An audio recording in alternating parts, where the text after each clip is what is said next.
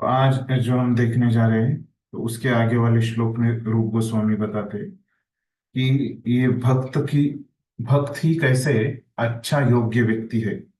ये दुनिया में से सब व्यक्तियों में से भक्त ही कैसे अच्छा व्यक्ति है, इसके बारे में बताते हैं वो एक श्लोक में। तो पढ़िए कोई अगला परिच्छेद, भगवान के विभिन्न प्रकार के भक्तों में, ये परिच्छेद पढ़िए तो।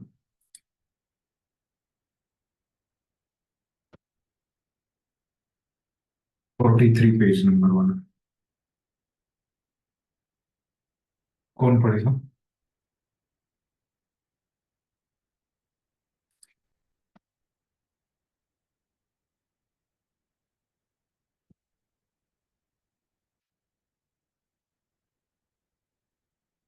कृष्ण। थोड़ी थोड़ा अभी बाहर हूँ मैं, थोड़ी देर से घर पहुंचूंगा।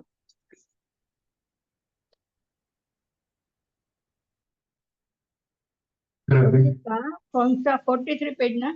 हाँ, कहाँ? भगवान के विभिन्न प्रकार के भक्तों में से जो भक्त।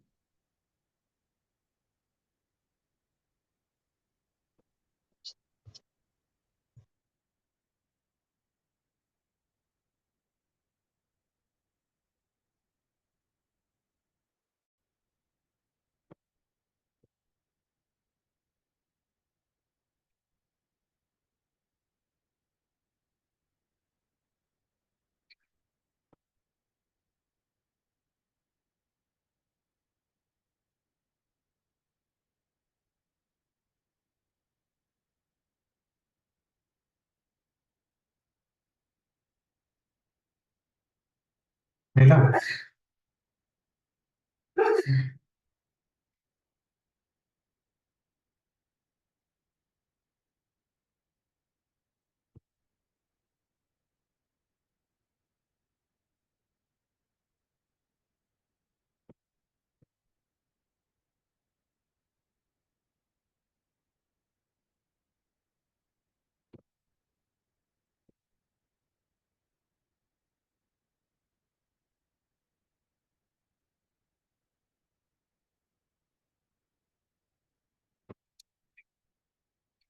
मिला किसी को?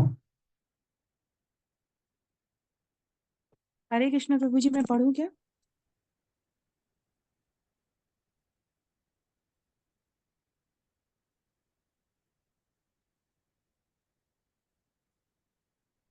हरे कृष्ण।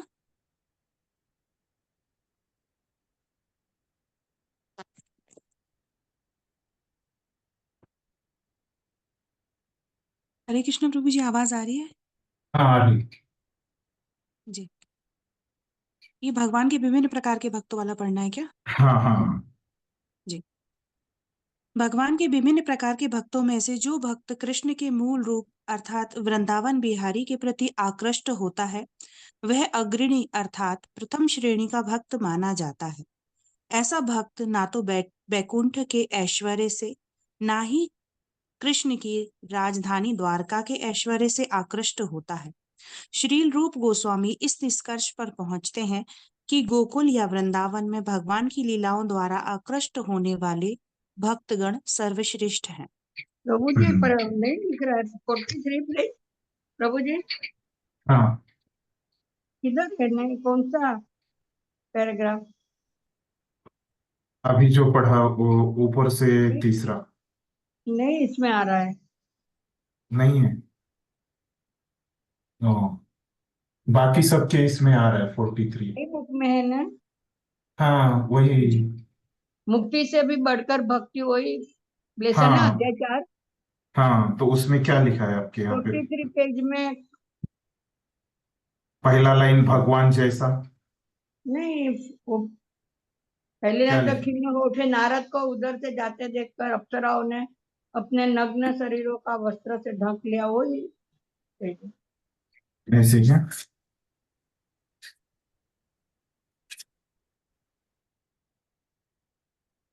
43 में तो यही है। ये अलग दिख रहा है किताब। पहले तो मैच होता था। आवाज, हाँ। आपका किताब मैच होता था पहले तो। हाँ, ये वही किताब अभी जो हर बार बार पढ़ रहे थे हम। 42 पे क्या लिखा है आपके इसमें? और वो पहले का मणिगिर नलकुंवर का उधर खत्म होता है। फिर हयश्री पंचरात्र में एक पद्यांश आया है, वो दूसरा पैराग्राफ है। और तीसरा में उसी हयश्री पंचरात्र में आया है कि जब नरसिंहदेव ने प्रहलाद महाराज को वर देना चाहा। 43 पेज में तो यही है।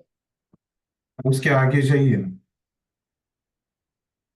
पेज कुछ पेज बदल गया है क्या कुछ? हाँ, क्या आगे? शायद आपके इधर आगे, उसके आगे एक पेज जाइए। उसके यहाँ में 44 पेज है। नहीं, पढ़िए वहां पे क्या दिए है 44। हनुमान द्वारा उच्चारित एक सुप्रसिद्ध श्लोक है जिसमें वे कहते हैं कि हे प्रभु, आप चाहे तो इस जगत से मुझे मोक्ष दे, यह अपने में तदाकार है। आप जो पढ़ रहे थे वो नहीं है इसमें। आप आगे जाइए, 45 पे जाइए। 55। वहां पे क्या लिखा है बताइए। उसमें जो दूसरा पैराग्राफ शुरू से श्रीमद् भागवत में ही 1.7 एक महत्वपूर्ण श्लोक है जिसे आत्माराम श्लोक कहा जाता है। इस श्लोक में कहा गया है कि तो उसके आगे 3 पैराग्राफ छोड़ दीजिए। कितना? 3, श्रीमद् भागवत का जो अभी पढ़ा ना, उसके हाँ आगे हाँ। 3 छोड़ के चौथा चौथा परिच्छेद पढ़िए। भगवान के विभिन्न प्रकार के भक्तों में से जो भक्त कृष्ण के मूल। हाँ, ये अभी उन्होंने पढ़ा। ये मिल पढ़ा। गया। हाँ, वो ये पढ़ा। लास्ट है। ये चौथा अध्याय का लास्ट पेज है। 46 लास्ट। पेज। हाँ, 40। हाँ, हमारे सब में 43 है। आपका थोड़ा चेंज है पेज नंबर, आप ध्यान में रखते जाइए अभी। तो अभी ये पढ़ रहे हैं क्या 46 पे? हाँ, 46 वाला वो परिच्छेद पढ़ा। भगवान के विभिन्न प्रकार के भक्तों में। हाँ, ठीक है, आप एक बार पढ़ लीजिए अभी, मैं मतलब पढ़ आपको। लिया। भगवान के हाँ। विभिन्न प्रकार के भक्तों में से जो भक्त कृष्ण के मूल रूप अर्थात वृंदावन विहारी के प्रति आकृष्ट होता है वह अग्रणी अर्थात प्रथम श्रेणी का भक्त माना जाता है। ऐसा भक्त न तो वैकुंठ के ऐश्वर्य से न ही कृष्ण की राजधानी द्वारका के ऐश्वर्य से आकृष्ट होता है। श्रील रूप गोस्वामी इस निष्कर्ष पर पहुंचते हैं कि गोकुल या वृंदावन में भगवान की लीलाओं द्वारा आकृष्ट होने वाले भक्तगण सर्वश्रेष्ठ है। भगवान के किसी धन्यवाद, इतना विशेष। ही, इतना ही। बस इतना ही। हाँ, ठीक है, अभी वो यहाँ से लास्ट हम चल। पैराग्राफ है प्रभु जी। हाँ, हाँ, ठीक है। तो ये जो श्लोका है वो 1.2.58 है, जो आपको श्लोका मैंने भेजे हैं, उसमें ये 58 नंबर का श्लोक है जो हमने अभी पढ़ा। तो ये श्लोक में क्या बताया है? तो सबसे बड़ी जो योग्यता है ना, योग्य व्यक्ति है, वो कौन रहता है? भक्त ही रहता है ना। इस प्रकार की चर्चा कर रहे हैं क्योंकि यहाँ पे बता रहे कि भगवान के जो विविध प्रकार के भक्त है ना, उनमें से जो भक्त कृष्ण के मूल रूप अर्थात वृंदावन बिहारी के प्रति आकृष्ट है, तो वही क्या रहते हैं? प्रथम श्रेणी के भक्त रहते हैं। ऐसा भक्त न तो वैकुंठ के ऐश्वर्य से न ही कृष्ण की राजधानी द्वारका के ऐश्वर्य से आकृष्ट होता है। तो ये जो भक्त है उसको अन्य कुछ भी चीज चाहिए नहीं रहती, भगवान को, कृष्ण को छोड़ के। तो इसीलिए ये क्या होता है? प्रथम श्रेणी का भक्त इसको कहते हैं, है ना। तो इस प्रकार से ये श्लोक का अर्थ है। तो प्रभुपाद ने इसको ज्यादा स्पष्टीकरण नहीं किया है कि बस उसको सर्वश्रेष्ठ कहा है प्रभुपाद ने। और वृंदावन जो यहाँ पे कहा है, तो ये वृंदावन क्या रहता है उसके बारे में बस प्रभुपाद ने बताया है। नीचे प्रभुपाद बताते हैं कि वृंदावन वह दिव्य स्थान है जहाँ कृष्ण बालक रूप में अपनी नित्य लीलाएं करते हैं, और यह सारी सृष्टि में सर्वोच्च क्षेत्र माना जाता है। जब यह वृंदावन भौतिक जगत में प्रकट होता है तो यह स्थान गोकुल कहलाता है, और वैकुंठ जगत में यही गोलोक या गोलोक वृंदावन कहलाता है। तो वो वृंदावन क्या है कि वहां पे कृष्ण की लीलाएं होती है? और ये वृंदावन भी सर्वोच्च है? तो ये हमने पढ़ा है, कहाँ पे पढ़ा है कि वृंदावन सर्वोच्च है? याद है आपको? हमने एक किताब में पढ़ा है। उपदेशामृत। हाँ, उपदेशामृत में हमने ये पढ़ा है कि वृंदावन कैसे सर्वोच्च स्थान है। वही यहाँ पे प्रभुपाद ने बताया है, जिनको वृंदावन के बारे में पता नहीं उनके लिए। तो ये है उसका अर्थ है। तो इसके बारे में थोड़ा जीव गोस्वामी लिखते हैं कि हम्म, एक मिनट।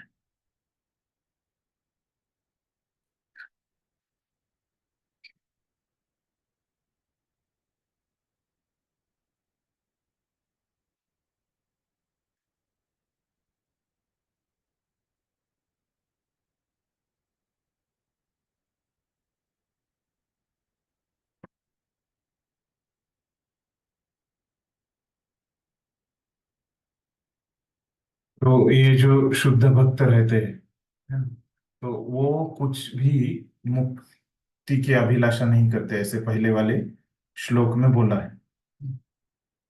तो यहाँ पे वो बताते हैं, यहाँ पे कुछ ज्यादा नहीं लिखा है उन्होंने, बस ये कृष्ण का अर्थ, इसके बाद ये श्लोक के ऊपर उन्होंने तात्पर्य ज्यादा नहीं लिखा है। बस कृष्ण जो श्लोक में जो शब्द आया है गोविंद, है ना, तो वो गोविंद का अर्थ यहाँ पे कृष्णा है, इस प्रकार से इतना ही उन्होंने बोला है।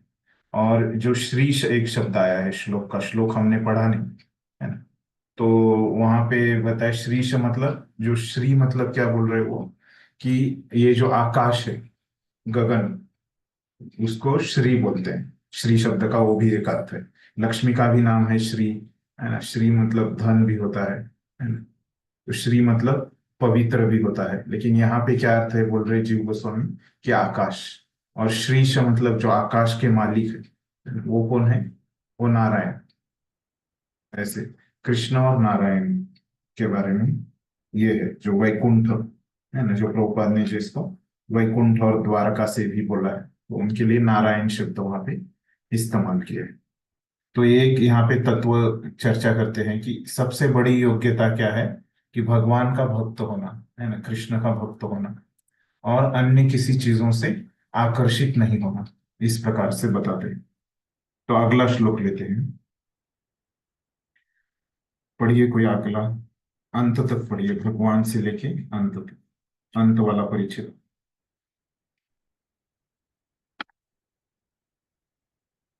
हरे कृष्णा प्रभु जी, मैं पढ़ूं? हाँ पढ़िए। भगवान के किसी विशेष रूप के प्रति, यहीं से पढ़ना है ना प्रभु जी? हरे कृष्णा। यस, हाँ बराबर है, बराबर है, आवाज आ रहा जी है प्रभु जी। ना? हाँ। भगवान के किसी, जी प्रभु जी, जी प्रभु जी। भगवान के किसी विशेष रूप के प्रति अनुरक्त भक्त अन्य रूपों के प्रति आकृष्ट नहीं होना चाहता। उदाहरणार्थ, भगवान रामचंद्र के भक्त हनुमान को ज्ञात था कि भगवान रामचंद्र तथा भगवान नारायण में कोई अंतर नहीं है, तो भी वे केवल भगवान रामचंद्र की सेवा में लगे रहना चाहते थे। ऐसा भक्त विशेष द्वारा विशिष्ट आकर्षण के कारण है। भगवान के नाना रूप हैं, तो भी कृष्ण आदि रूप है। यद्यपि भगवान के नाना रूपों के भक्तगण एक ही कोटि के होते हैं, किंतु यह कहा जाता है कि जो भगवान कृष्ण के भक्त हैं, वे समस्त भक्तों की सूची में सर्वोपरि हैं। वृंदावन वह दिव्य स्थान है जहाँ कृष्ण बालक रूप में अपनी नित्य लीलाएं करते हैं, और यह सारी सृष्टि में सर्वोच्च क्षेत्र माना जाता है। जब यह वृंदावन भौतिक जगत में प्रकट होता है, तो यह स्थान कहलाता है, और बैकुंठ जगत। हरे कृष्ण। टिप्पणी है वृंदावन के प्रभु बारे में। ये सब मेरे में नहीं है, किधर है अभी ढूंढना पड़ेगा। 46 पेज पे आए थे, उधर नहीं है? नहीं, 46 में खत्म हो गया उदय, सर्वोपरि है करके वो अध्याय फिनिश हो गया। नहीं, कहाँ पे सर्वोपरि है पे बराबर है ना? अभी जो बराबर है आगे ना? आगे पढ़ते हैं वो मेरे में किधर है अभी? नहीं, वहां पे ऐसे स्टार करके लिखा होगा वृंदावन के बारे में। जो मैंने पढ़ा था, स्टार करके लिखा है वृंदावन के बारे में। जी, चलो कोई बात नहीं, नहीं समझ में आ रहा है। वृंदावन के बारे में जो लिखा है वो नहीं है ना आपके इसमें। नहीं, उधर ही सर्व समाप्त हो गया, मेरा अध्याय समाप्त हो गया। सर्वोपरि है तक है ना। हाँ, लास्ट लाइन वही था क्या, किंतु यह कहा जाता है कि जो भगवान कृष्ण के भक्त है वे भक्तों की सूची में सर्वोपरि है। उधर फिर ये अध्याय खत्म हो गया। हाँ बराबर है, वहां तक ही है। उन्होंने जो बाद में वाला बताया ना, वृंदावन वो वह दिव्य स्थान है ना। दूसरे पेज में होगा किधर। नहीं नहीं नहीं नहीं, वो क्या है, ये नोट है, उन्होंने फिर से दोहराया है। वो मैंने पहले ही पढ़ा, हाँ वृंदावन प्रभु के जी, ये बारे प्रभु जी में। नोट। हरे कृष्णा प्रभु जी। हाँ हाँ। ये नोट ना लास्ट में एक बार फिर से दिया हुआ है, इसलिए पढ़ दिया था मैंने। हाँ हाँ हाँ बराबर है, आपने आपकी किताब में किसी किताब में दोहराया है, किस में नहीं दोहराया है। उनके इसमें नहीं है तो उनको नहीं लग रहा है। ठीक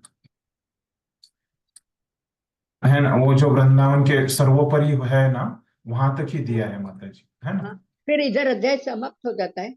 हाँ उधर अध्याय समाप्त हो जाता है, चौथा अध्याय। तो बराबर है, आपकी किताब में जो है ना, वो बराबर। तो अच्छा, तो इधर 44 45 में जो है वो अपने में किधर होगा। वो पहले होगा। अच्छा, आप वो हो गया आपका, है ना। तो अभी आप पेज नंबर आपका किताब का अलग है, आप ध्यान में रखिए, है ना। ठीक है। हाँ, ये अभी हम देखते हैं ये जो परिच्छेद है, तो यहाँ पे क्या बोल रहे हैं, देखिए। भगवान के किसी विशेष रूप के प्रति अनुरुक्त भक्त अन्य रूपों के प्रति आकृष्ट नहीं होना चाहते, है ना। तो ये पिछली बार भी हमने चर्चा किया था कि कैसे जो राम के भक्त है वो राम के प्रति ही आकर्षित रहते हैं, है ना। लेकिन सामान्यतः वो क्या होते हैं, उनसे ही आकर्षित होते हैं, है ना। तो जो कृष्ण के यहाँ पे बोल रहे हैं कि कृष्ण कैसे ये सब अवतारों में सर्वश्रेष्ठ कौन है, कृष्ण है।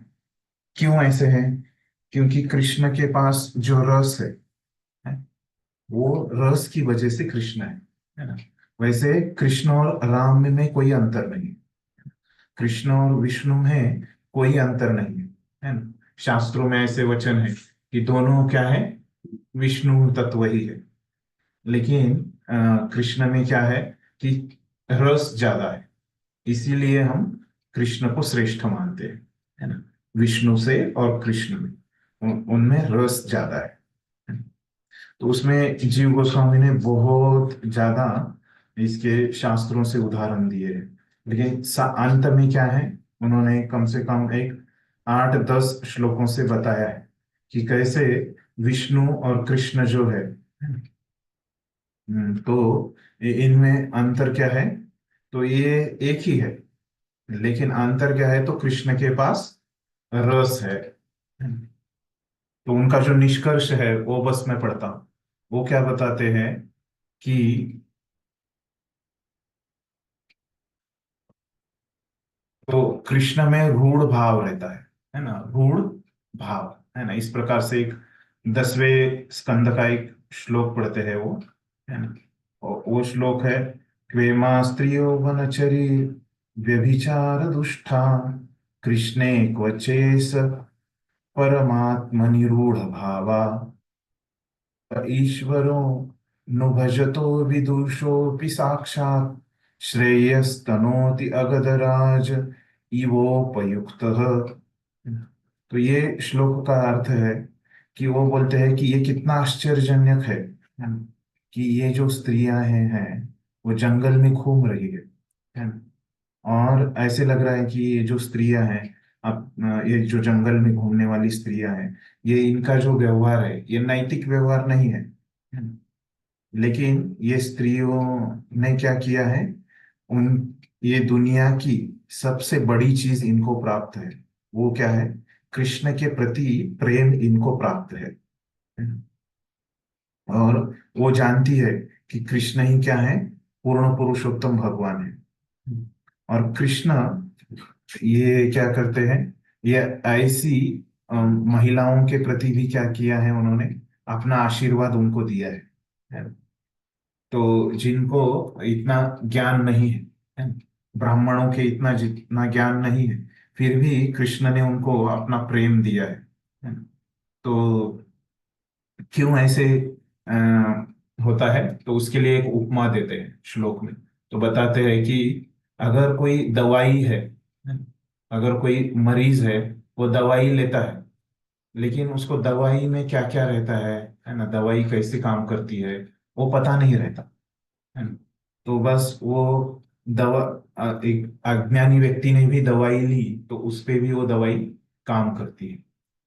इस प्रकार की उपमा देके वो समझाते हैं कि कैसे भगवान कृष्ण के प्रति सब लोग आकर्षित होते हैं, क्योंकि वो उनमें रस है।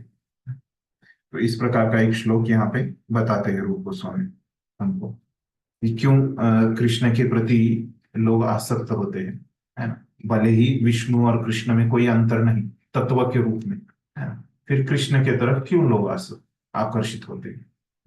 तो इस प्रकार से अपने ये 4 अध्याय पूरे होते हैं। तो अभी 5वां अध्याय में हमारा शीर्षक क्या है? तो भक्ति की शुद्धता। प्रभु जी, 1 मिनट। कृष्णा के हाँ, पास क्या है? कृष्णा के पास रस है, और दूसरा रस है, बस इतना ही। विष्णु किस और रस? कृष्ण में अंतर क्या है कि अंतर? ये है कि कृष्ण में रस ज्यादा है, और तत्व में दोनों समान है, विष्णु और कृष्ण। ओके। ठीक है, ओके। समझ गए? हाँ। तो अभी अध्याय 5, यहाँ पे अपना शीर्षक क्या है अध्याय 5 का? भक्ति की शुद्धता। तो ऐसे ऐसे क्यों दिया है भक्ति की शुद्धता? तो यहाँ पे रूप गोस्वामी हमको बता रहे हैं कि भक्ति प्राप्त करने के लिए, तो भक्ति प्राप्त करने के लिए हमको वर्ण और आश्रम की जरूरत नहीं रहती। तो ये वर्ण और आश्रम, हम किसी भी वर्ण आश्रम में, है ना, जैसे हम बोलते हैं कि कोई भी भगवान को प्राप्त कर सकता है ना? तो बच्चा भी भगवान को प्राप्त कर सकता है ना? ब्रह्मचारी भी प्राप्त कर सकता है, सन्यासी भी प्राप्त कर सकता है, गृहस्थ भी प्राप्त कर सकता है, वानप्रस्थ भी प्राप्त कर सकता है ना? फिर ब्राह्मण भी प्राप्त कर सकता है, क्षत्रिय भी प्राप्त कर सकता है, वैश्य भी प्राप्त कर सकता है, और शूद्र भी प्राप्त कर सकता है ना? ऐसे हम बोलते हैं, बार बार हमने सुना भी है। तो लेकिन इसके बारे में अभी यहाँ पे बताया गया है शास्त्र में, कि कैसे वो ये वर्णाश्रम को छोड़ के, है ना, वर्णाश्रम की कोई आवश्यकता नहीं है भक्ति प्राप्त करने के लिए। इसके लिए ये पूरा अध्याय बताया है ना? ये अध्याय में वो मुख्य विषय है कि कैसे वर्णाश्रम की आवश्यकता नहीं है भक्ति को प्राप्त करने में। पूरे अध्याय में वही विषय है। तो हम देखते हैं अभी इसके लिए क्या है। तो अभी यहाँ पे मैं पहले 4 लाइन पढ़ता हूँ। तो वहां पे क्या बताया? अभी तक श्रील रूप गोस्वामी के व्यापक रूप में दिए गए निर्देशों का सार इस प्रकार है। तो अभी तक क्या क्या बोला रूप गोस्वामी ने?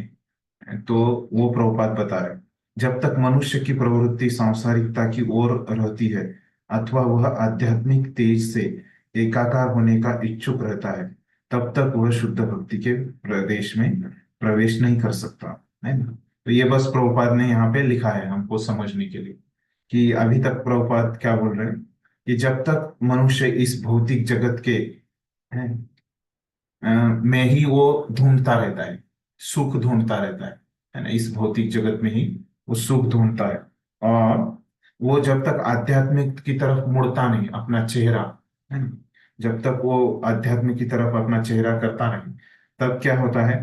तब तक उसको भक्ति मिलती नहीं है। तो जब तक हम शुद्ध भक्ति को ढूंढेंगे नहीं, इसका अर्थ क्या हो गया आसान से शब्दों में? जब तक हम भक्ति को ढूंढेंगे नहीं, है ना, जब तक हम भक्ति के भूखे नहीं होंगे, है ना, भक्ति को हम ढूंढेंगे नहीं, है ना? ढूंढ खोजेंगे नहीं, ये अच्छा अच्छा। जब तक हम भक्ति का खोज नहीं करेंगे, है ना,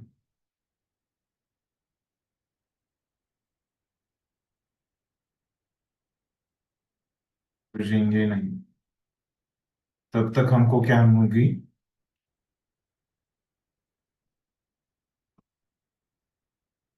तब तक हमको भक्ति नहीं मिलेगी।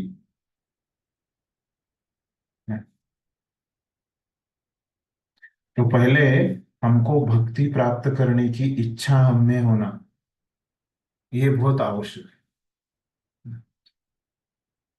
तभी हमको भक्ति मिलने वाली है ना। तो इस प्रकार से प्रभुपाद ने बहुत महत्वपूर्ण सिद्धांत है ना? जब तक हमको शुद्ध भक्ति की इच्छा नहीं होंगी हमारे अंदर, तब तक हमको शुद्ध भक्ति प्राप्त हो ही नहीं सकती है ना? तभी हमको भगवान प्रेरणा देंगे, है ना, कि क्या शुद्ध भक्ति है ना, हम कैसे समझे शुद्ध भक्ति को, और फिर हम उसका पालन कर सकते हैं। तो पहले हमको इच्छा होना चाहिए हमारे अंदर कि शुद्ध भक्ति हमको चाहिए, उसका आचरण करना है ना। इस प्रकार से हम समझ सकते हैं। फिर आगे से वो बताते हैं प्रभुपाद कि किस प्रकार से वो श्लोकों के अर्थ है। तो अगला जो श्लोक है ना? तो अभी हमारा यहाँ पे टॉपिक क्या बताया मैंने, कौन सा टॉपिक चल रहा है, कौन रिपीट करेगा? ये 5वें अध्याय में मैंने क्या विषय बताया आपको?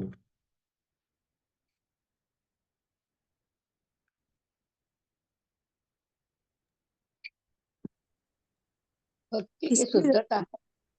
हाँ, भक्ति की भक्ति शुद्धता। प्राप्त करने के लिए हमें वर्ण आश्रम की आवश्यकता नहीं है। हाँ, किसी वर्ण आश्रम के वर्ण आश्रम की आवश्यकता नहीं है। बराबर है ना? जी। कोई भी वर्ण और कोई भी आश्रम का व्यक्ति भक्ति को प्राप्त कर सकता है।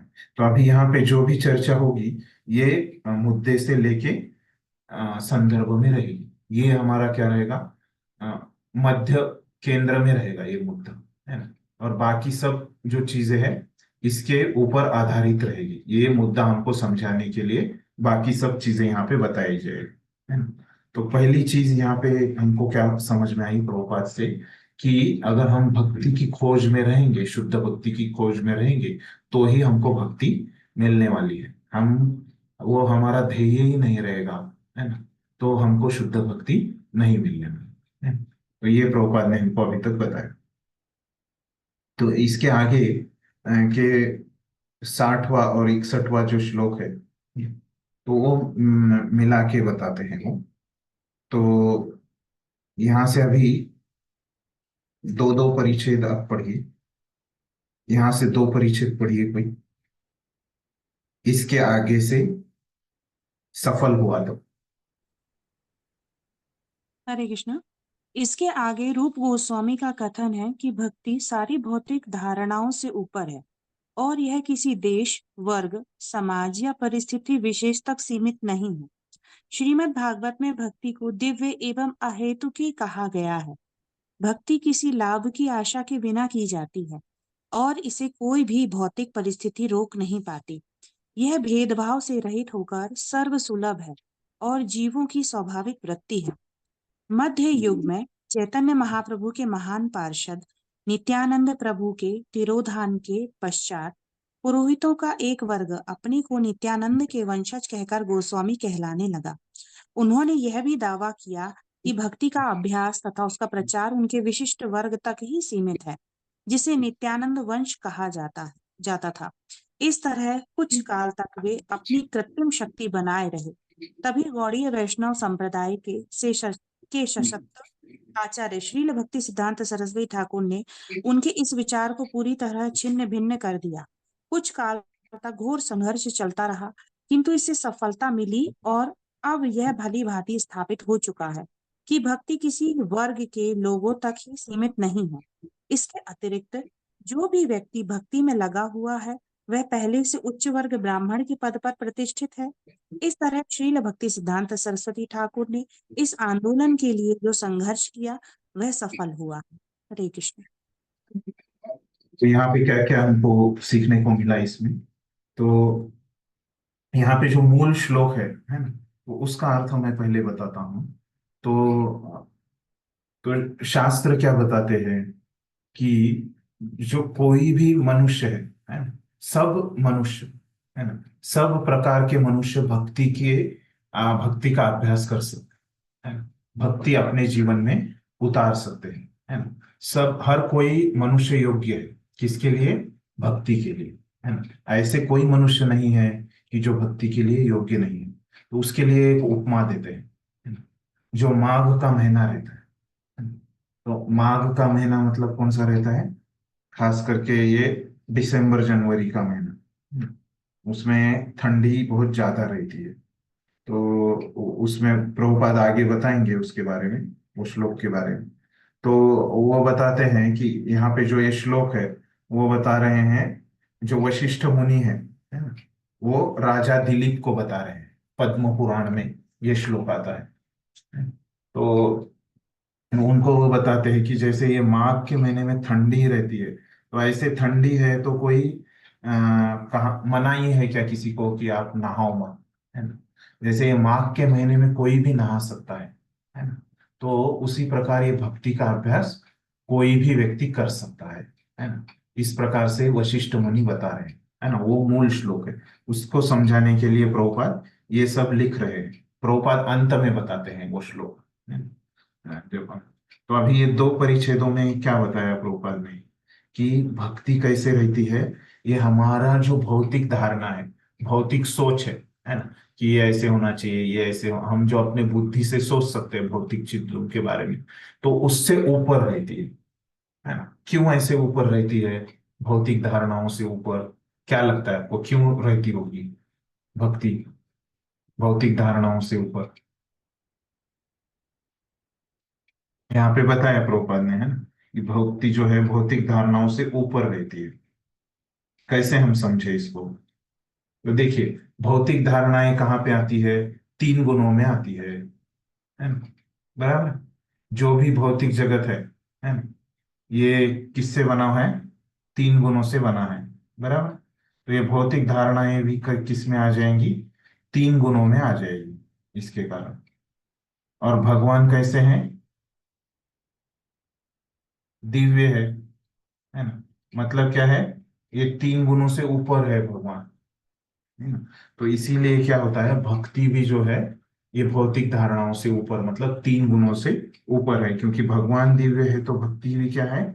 दिव्य है ना। भगवान की हम भक्ति करते हैं, इसीलिए यहाँ पे क्या बोला गया है, भक्ति जो है वो भौतिक धारणाओं से ऊपर रहती है। तो भौतिक धारणाएं क्या क्या है? जैसे एक देश के ही लोग भक्ति का अभ्यास कर सकते हैं, है ना। किसी देश, वर्ग या समाज, है ना, किसी जाति के, किसी समाज के लोग ही भक्ति का अभ्यास कर सकते हैं, है ना। तो ऐसा नहीं है। तो भक्ति सभी देश के लोगों के लिए है, सभी जाति के लोगों के लिए है ना, और सभी समाज के लोगों के लिए है। तो वही जब प्रभुपाद प्रचार करते थे तो लोग क्या बोलते थे कि नहीं, आप विदेश में जाके प्रचार मत करो, है ना, वहां के लोगों के लिए भक्ति नहीं है, भारत के लोगों के लिए ही भक्ति है ना। इस प्रकार के लोगों की गलत फहमियां हैं। तो ये यहाँ पे प्रभुपाद ने बोला है, पहला पॉइंट। फिर भागवतम से क्या बोलते हैं? भक्ति को दिव्य एवं अहेतुकी कहा गया है, वो हमने चर्चा की।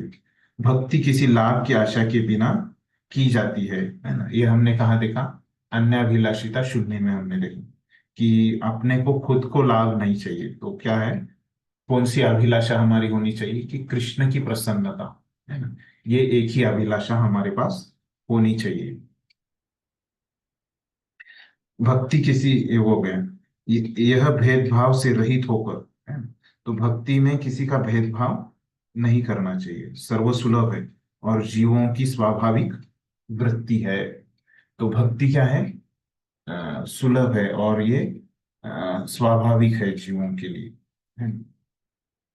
तो करना ये आसान है, इसमें कुछ भी कृत्रिम नहीं करना पड़ता है जीवों को। भक्ति करना है तो एकदम सुलभ रहता है। तो मध्य युग में चैतन्य महाप्रभु के महान पार्षद नित्यानंद प्रभु के तिरोधान के पश्चात, तो जिन नित्यानंद प्रभु यहाँ से चले गए, उनका तिरोभाव हो गया, तो क्या एक कुछ ब्राह्मण लोग, पुरोहित लोग, वो क्या बोल रहे थे कि ये जो भक्ति है वो कैसे जन्म से प्राप्त होगी, हमारी वंश परंपरा रहेगी, है ना? वंश परंपरा से हम गोस्वामी कहलाएंगे, है ना? तो उन्होंने यह भी दावा किया कि भक्ति का अभ्यास तथा उसके प्रचार उनके विशिष्ट वर्ग तक ही सीमित बने, जैसे नित्यानंद वंश कहा जाता है। तो उन्होंने ये गलत सिद्धांत वहां पे बोला था कि ये हम ही गोस्वामी रहेंगे, हम जन्म से हमारा नित्यानंद वंश रहेगा, है ना। लेकिन ये गलत है ना? इसका खंडन किया है। कैसे खंडन किया है? क्योंकि रूप गोस्वामी अभी इस श्लोक में बोल रहे हैं कि भक्ति का अभ्यास सभी मनुष्यों के लिए है ना। ये उनके वाक्य से खंडन हो गया ये सब चीजों का। तो प्रभुपाद वही खंडन कर रहे हैं, हमको समझा रहे हैं। काल तक वे अपनी कृत्रिम शक्ति बनाए हैं। ऐसे वो कुछ समय तक उन्होंने प्रचार किया। तभी गौड़ीय वैष्णव संप्रदाय के सशक्त आचार्य श्रील भक्ति सिद्धांत सरस्वती ठाकुर ने इस विचार को पूरी तरह छिन्न भिन्न कर दिया। कुल कुछ काल तक घोर संघर्ष चला रहा, किंतु इसे सफलता मिली और यह भली भांति स्थापित हो चुका कि भक्ति किसी वर्ग के लोगों तक ही सीमित नहीं है। तो भक्ति सिद्धांत सरस्वती ठाकुर को ये जो उन्होंने गलत प्रचार करके रखा, तो उसके बारे में सही बताना पड़ा और संघर्ष करना पड़ा। वह पहले से उच्च वर्ग ब्राह्मण के पद पर प्रतिष्ठित है। इस तरह श्रील भक्ति सिद्धांत सरस्वती ठाकुर ने इस आंदोलन के लिए संघर्ष किया और वो सफल हो गया वैसे करने में।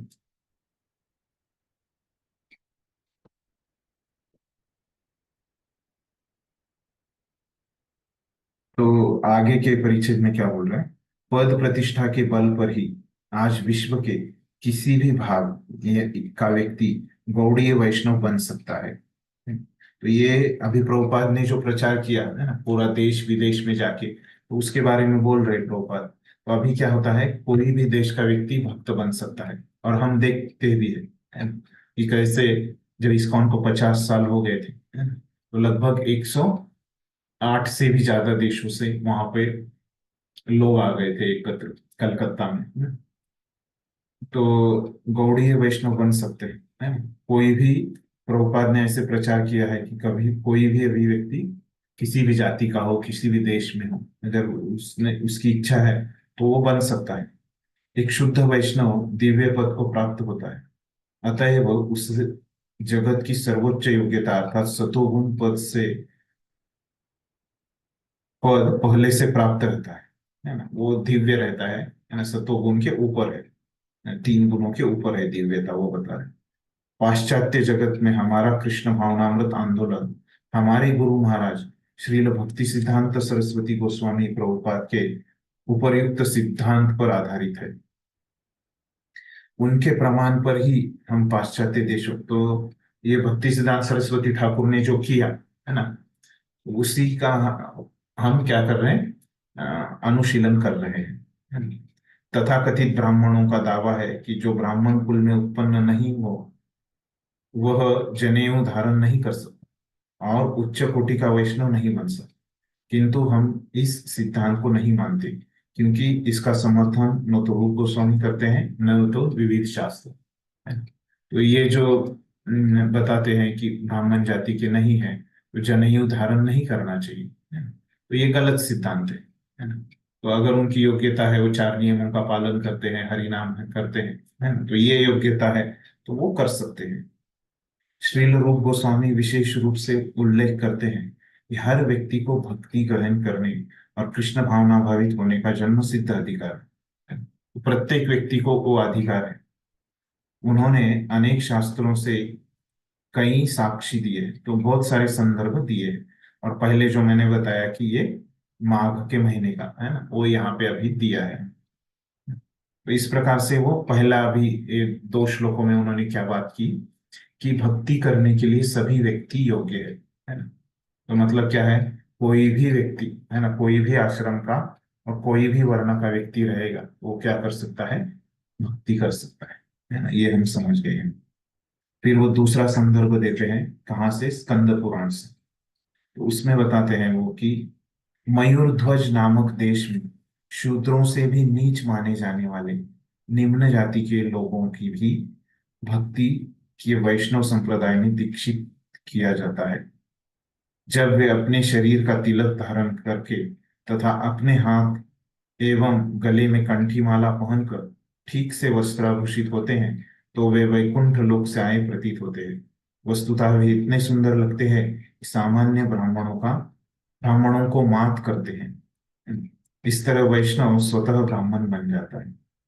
यहाँ पे ये श्लोक बता के स्कंद पुराण का क्या बोल रहे, जो कंठ की माला पहनते हैं और जो तिलक लगाते हैं, तो वो क्या है, वो ये ब्राह्मणों से भी बढ़कर है ना, ऐसे लिखा है स्कंद पुराण। फिर हरि भक्ति विलास से प्रभुपाद क्या बता रहे कि यह वैष्णव पुस्तक मार्गदर्शिका है ना, हरि भक्ति विलास। उसमें उनका कथन है कि जो भी व्यक्ति वैष्णव संप्रदाय में विधिवत दीक्षित हो जाता है वह निश्चित रूप से ब्राह्मण बन जाता है। जिस तरह कांसा नामक धातु पारे के साथ मिलकर सुवर्ण में बदल जाती है, आचार्य के मार्गदर्शन में प्रामाणिक गुरु किसी भी व्यक्ति को वैष्णव संप्रदाय में बदल सकता है, जिससे वह अपने आप ब्राह्मण के सर्वोच्च पद को प्राप्त कर लेता है। तो कोई भी व्यक्ति को, तो वो क्या होता है, अगर गुरु के उपदेश उसने सुने हैं, है ना, उसकी दीक्षा हो गई है, तो वो क्या बनता है, ब्राह्मण से भी ऊपर बनता है। तो उसके लिए यहाँ पे इस श्लोक में उपमा दे रहे हैं। तो क्या उपमा दे रहे हैं कि जैसे जो कांसा रहता है वो पारे के संपर्क में आएगा, है ना, तो क्या हो जाएगा उसका, सुवर्ण में, सोने में परिवर्तित हो जाता है। तो उसी प्रकार जो निम्न जाति का व्यक्ति है ना, वो गुरु के उपदेशों के संपर्क में आ जाएगा, वैष्णव संप्रदाय में उसकी दीक्षा हो जाएगी, तो क्या बन जाता है वो, उसके पिछले जाति का कोई संबंध नहीं रहे, वो दिव्य व्यक्ति बन जाता है। मतलब क्या है कि कोई भी भक्ति का अभ्यास कर सकता है ना। ये दूसरे श्लोक में भी हमको यहाँ पे समझ में आ गया। फिर आगे बता रहे, किंतु श्रील रूप गोस्वामी सावधान करते हैं कि यदि कोई व्यक्ति प्रामाणिक गुरु द्वारा विधिवत दीक्षित होता है तो उसे यह नहीं सोचना चाहिए कि तो ऐसी दीक्षा स्वीकार करने मात्र से उसका काम पूरा हो जाए। तो मतलब कोई भक्ति चालू करता है ना, उसकी दीक्षा होती है, तो ऐसे नहीं है कि दीक्षा हो गया मतलब सब कुछ हो गया, है ना। तो दीक्षा को क्या बोलते हैं इंग्लिश में, तो इनिशिएशन, है ना, मतलब क्या है कि ये शुरुआत है ना, इस प्रकार से बता रहे थे। तो दीक्षा मिलना मतलब क्या है, ये एक शुरुआत है, वहां से काम पूरा नहीं होता, है ना, वहां पे काम पूरा नहीं होता, तो वहां से काम शुरू होता है। इतने पर भी उसे सावधानी के साथ विधि विधानों का पालन करना होता है। यदि गुरु मान लेने तथा दीक्षा लेने के बाद कोई व्यक्ति भक्ति के विधि विधानों का पालन नहीं करता तो वह पुनः च्युत होगा। तो दीक्षा लेने के बाद भी अगर कोई नियमों का पालन नहीं करेगा, शास्त्रों के विधान, तो क्या है, वो च्युत व्यक्ति है ना? वो च्युत व्यक्ति है मतलब क्या है, वो पतित व्यक्ति है, अधम व्यक्ति है ना?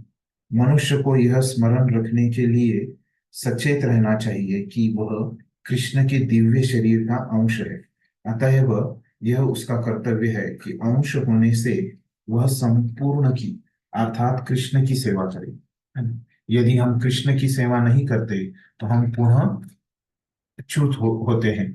दूसरे शब्दों में, दीक्षित होने मात्र से कोई ब्राह्मण के उच्च पद को प्राप्त नहीं होता, उसे अपने कर्तव्य भी निभाने होते हैं और दृढ़ता पूर्वक विधानों का पालन करना होता है ना? एकदम स्पष्ट है।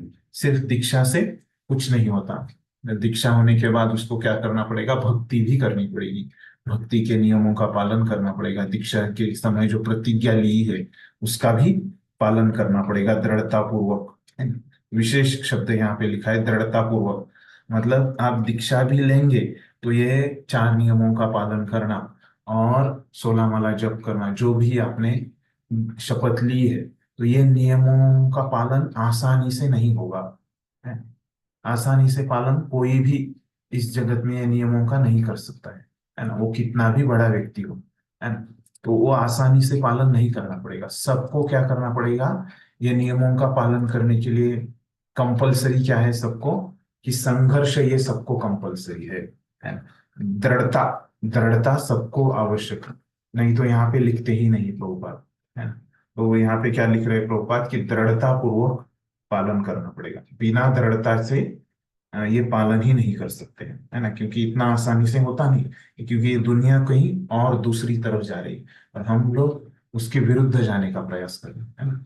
तो इसलिए बहुत ही मुश्किल है ये अभ्यास करना इसका, 4 नियमों का और 16 माला जप का। तो आगे बताते हैं, श्रील रूप गोस्वामी यह भी कहते हैं कि नियमित रूप से भक्ति करते रहने पर च्युत होने का प्रश्न ही नहीं उठता। आप अगर भक्ति के नियमों को रोज पालन करते हैं, है ना, तो ये प्रश्न ही नहीं आएगा कि आपका पतन हो जाएगा।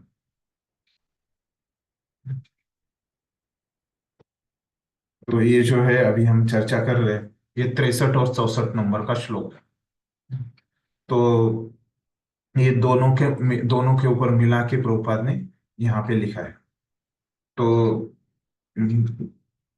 इस प्रकार लिख रहे हैं प्रभुपाद यहाँ पे, किंतु यदि परिस्थितिवश पतन हो जाए, लेकिन समझो कुछ अपरिहार्य कारण से पतन हो ही गया, आप पालन कर रहे हैं नियमों का लेकिन पतन हो ही गया, तो क्या है कि अन्य कोई चीज प्रायश्चित्त करना पड़ेगा, क्योंकि गलती हो गई, है ना, नहीं होना चाहिए था हमारा पतन, लेकिन पतन हो गया, है ना। तो क्या करना चाहिए, समझो मैं भक्ति के नियमों का पालन करता हूँ, है ना, और वो करते समय भी गलती से, है ना, मेरे स्वभाव के कारण मेरा कहीं पतन हो गया, तो मुझे क्या करना चाहिए, प्रायश्चित्त करना चाहिए। और प्रायश्चित्त क्या रहेगा कि मैं जो भक्ति के नियमों का पहले पालन करता हूँ वो फिर से चालू करना है मुझे, है ना, ये प्रायश्चित्त रहेगा, अन्य कुछ प्रायश्चित्त नहीं करना है ना?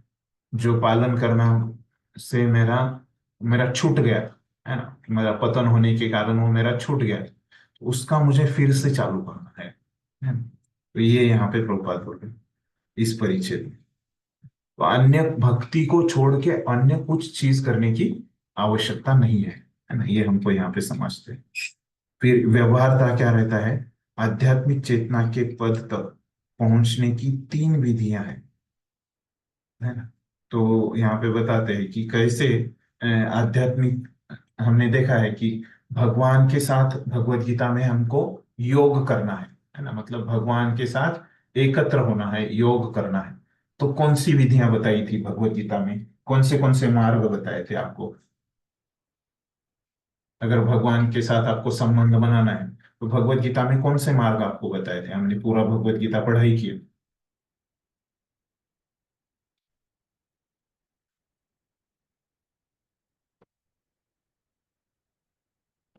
योग, कौन से योग बताए हैं, योग मतलब क्या होता है, भगवान के साथ संबंध बनाना, है ना। तो कौन से योग बताए हैं भगवत गीता में जिससे हम भगवान के अष्टांग साथ, योग। हाँ अष्टांग योग, है ना। और कर्म योग है, भक्ति योग, अष्टांग योग, हाँ ज्ञान ज्ञान योग, योग, ज्ञान योग। हाँ बराबर है एकदम। तो अभी वही बात यहाँ पे बताइए, अभी यहाँ पे किताब में देखिए, तो मुख्य कितने विधियां बताई हैं कि भगवान के साथ योग मतलब क्या है कि भगवान के पहुंचना, भगवान से संबंध बनाना, है ना, ऐसे योग की व्याख्या है। तो यहाँ पे क्या बता रहे हैं कि कर्म, ज्ञान और भक्ति, ये 3 रास्ते हैं, है ना? कर्म योग, ज्ञान योग, भक्ति योग, ये मुख्य 3 योग है। आपने बताया वो सब सही है, अष्टांग योग है ना, लेकिन मुख्य कितने योग है भगवत गीता में, 3। पहले 6 अध्याय में कौन सा है, कर्म योग, दूसरे 6 अध्याय में कौन सा है,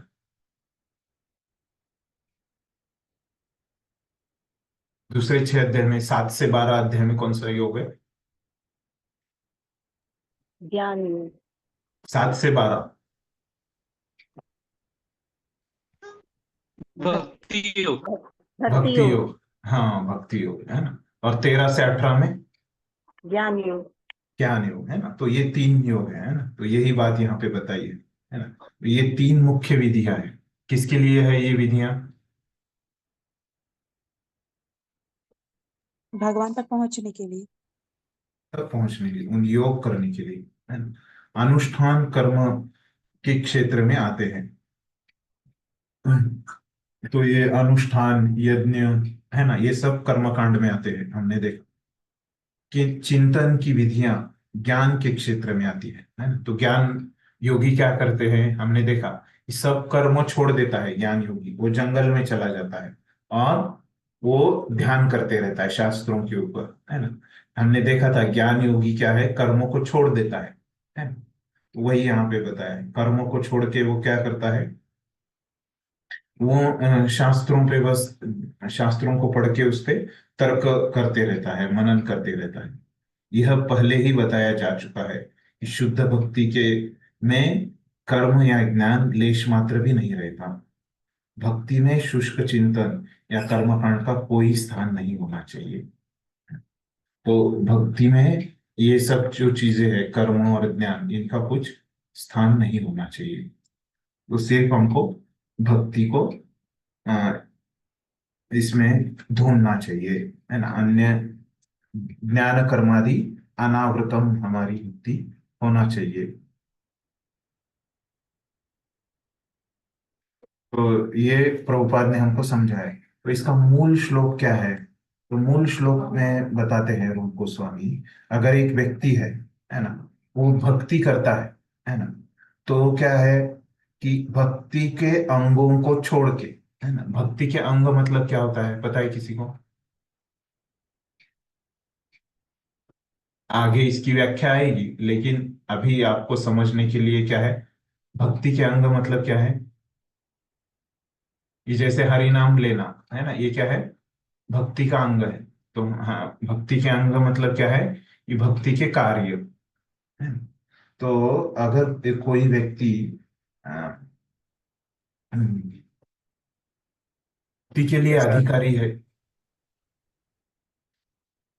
अगर कोई व्यक्ति भक्ति का अधिकारी है, भक्ति करने के लिए योग्य व्यक्ति है, लेकिन वो क्या करता है, भक्ति के कार्य करने में वो उतना ध्यान नहीं देता, है ना, तो क्या हो जाता है, तो ये उसकी गलती है, ये उसमें दोष है। लेकिन ऐसा व्यक्ति अगर कोई वर्णाश्रम का उसका कार्य नहीं कर पाता, है ना, तो ये क्या है, ये भी एक, वो उसमें पाप कर्म है ना। इस प्रकार से ये श्लोक बोलता है। तो इसीलिए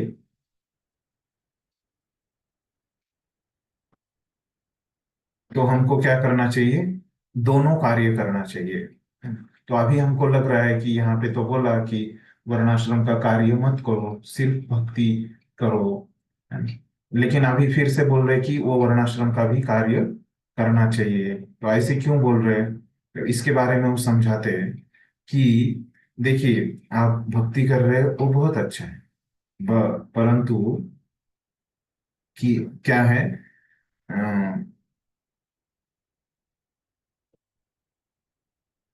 लेकिन सब लोगों ने क्या करना चाहिए, वर्णाश्रम का भी आचरण करना चाहिए, है ना? वर्णाश्रम का आचरण अगर नहीं करेंगे तो क्या है, ये पाप कर्म है ना? तो इस प्रकार से वो बता रहे हैं। तो इसीलिए सब लोगों ने क्या करना चाहिए कि ये वर्णाश्रम के कार्य अपने करते समय ही हमको क्या करनी चाहिए, भक्ति करनी चाहिए। लेकिन भक्ति करने के लिए हमको वो कार्य के ऊपर, वर्णाश्रम का हमारा जो भी कर्तव्य है, जिस भी हम वर्ण में है, जिस भी आश्रम में है, वो करते करते हमको भक्ति करने से क्या होता है, अच्छा रहता है, मतलब उसमें खतरा कम रहता है। इस प्रकार से यहाँ पे बोल रहे हैं, है ना, ये श्लोक में। समझ गया ये क्या बोला है इसमें, कि भक्ति वर्णाश्रम पे आधारित नहीं है। तो ऐसे नहीं है कि फिर वर्णाश्रम को हमको छोड़ देना है, ऐसे नहीं है। वो दोनों साथ साथ करना है ना, इस प्रकार से वो समझा है सार में।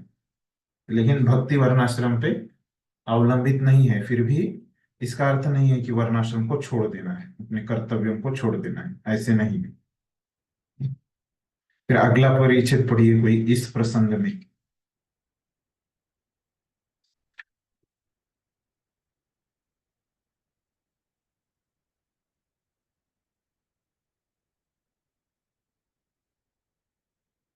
हरे कृष्ण प्रभु जी, पढ़ूं मैं? पढ़िए। इस प्रसंग में श्रील रूप गोस्वामी श्रीमद् भागवत से 11.21.2 प्रमाण प्रस्तुत करते हैं, जिसमें भगवान कृष्ण उद्धव से कहते हैं, पात्रता एवं अपात्रता में इस प्रकार अंतर किया जा सकता है कि जो लोग पहले से भक्ति करने में लगे हुए हैं उन्हें सकाम कर्म या ज्ञान की विधियों का सहारा लेने की आवश्यकता नहीं होगी। यदि कोई भक्ति में दृढ़ रहता है और आचार्यों तथा अधिकारियों द्वारा बनाए गए विधानों से संचालित होता है तो यह सबसे बड़ी पात्रता है। तो यहाँ पे क्या बोल रहे हैं कि भागवतम से श्लोक बता रहे हैं कि भक्ति करने की जो पात्रता और अपात्र में है ना, तो इसमें दोनों में अंतर क्या है कि अगर कोई पहले से भक्त है ना, तो क्या करना चाहिए उनको? कर्म और ज्ञान की तरफ नहीं जाने की आवश्यकता है। वो डायरेक्टली क्या कर सकते हैं? भक्ति में दृढ़ सकते हैं, दृढ़ बन सकते हैं और आचार्यों तथा अधिकारी द्वारा बनाए गए विधानों से संचालित होता है, तो यह सबसे बड़ी पात्रता है। तो अगर पहले से ही अगर किसी को भक्ति में आकर्षण है या वो पहले से ही भक्ति कर रहा है तो उन्होंने भक्ति ही करनी चाहिए। कर्म ज्ञान में जाएंगे तो क्या हो जाएगा? फिर से उनको जो समझ में आ गया है ना, तो उसी प्रकार तो वो क्या हो जाएगा कि भक्ति सर्वोच्च है, ये जो उनको समझ में आ गया है, तो ऐसे लोगों ने भक्ति ही करना चाहिए, है ना? तो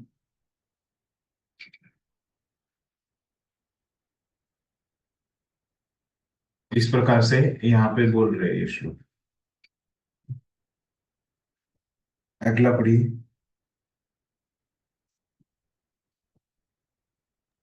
मैं पढ़ूं प्रभु जी? हाँ।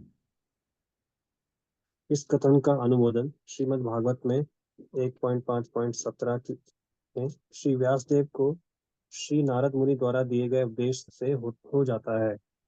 यदि कोई अपने निश्चित वृत्तिपरक कर्तव्य को नहीं भी करता, किंतु यदि वह सीधे हरि कृष्ण के चरण कमलों की शरण में चला जाता है तो इसमें उसका कोई दोष नहीं माना जाता और सभी तरह से उसका पद सुरक्षित रहता है। यदि भक्ति करते हुए कुसंगति के कारण वह च्युत होता है या भक्ति को पूरा किए बिना असमय में मर जाता है तो भी उसकी कोई क्षति नहीं होती, किंतु कृष्ण भावनामृत से विहीन व्यक्ति वर्ण तथा आश्रम के अपने कर्तव्यों को करते रहने पर भी मनुष्य जीवन के असली लाभ को प्राप्त नहीं कर पाता। तात्पर्य यह है कि ऐसे सारे बद्ध जीवों को जो यह जाने बिना कि इंद्रिय तृप्ति के कार्यों में बुरी तरह लगे रहने से भवसागर से निकल पाने में तनिक भी सहायता नहीं मिलेगी, बारंबार जन्म मृत्यु ही प्राप्त होती है।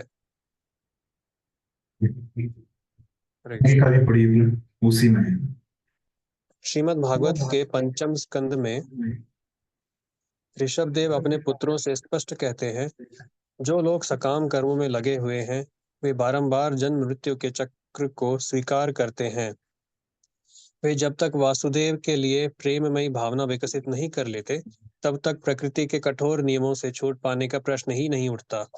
अतएव जो व्यक्ति वर्णाश्रम धर्म में तो गंभीरता पूर्वक लगा रहता है किंतु भगवान वासुदेव के लिए प्रेम विकसित नहीं कर पाता, उसे अपने इस मनुष्य जीवन को व्यर्थ ही गंवाने वाला समझना चाहिए। हरे कृष्ण।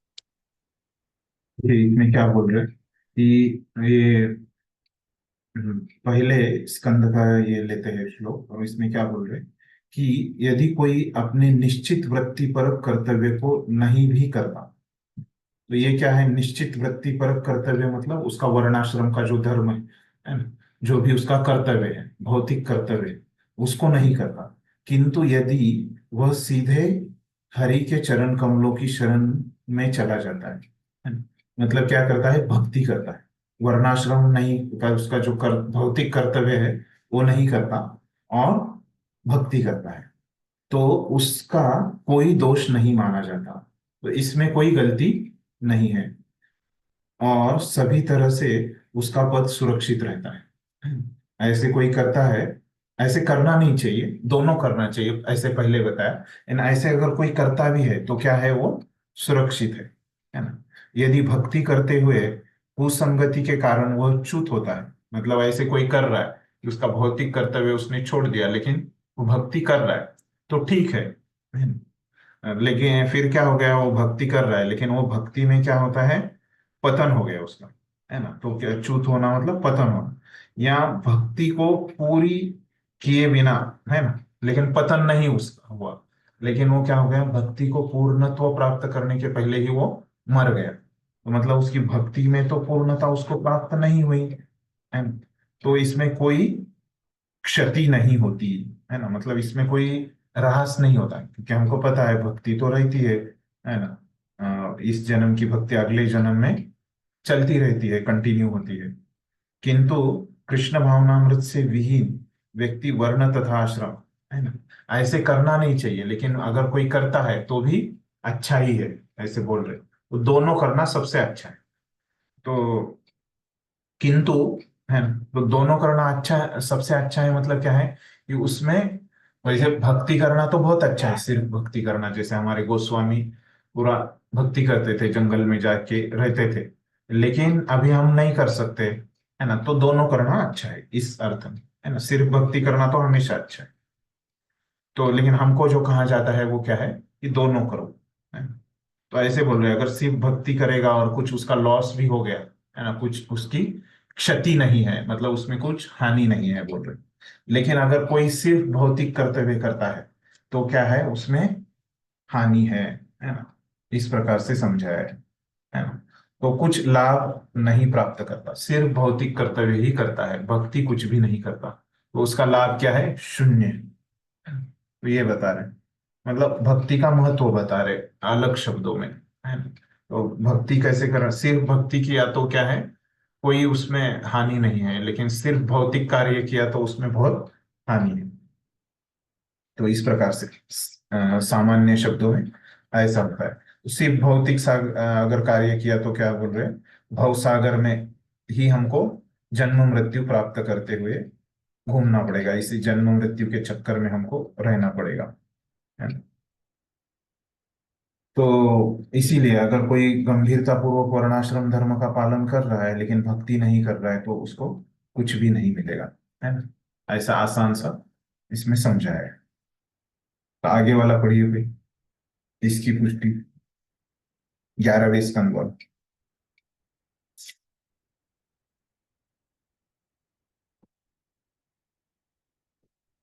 समझ गए यहाँ तक?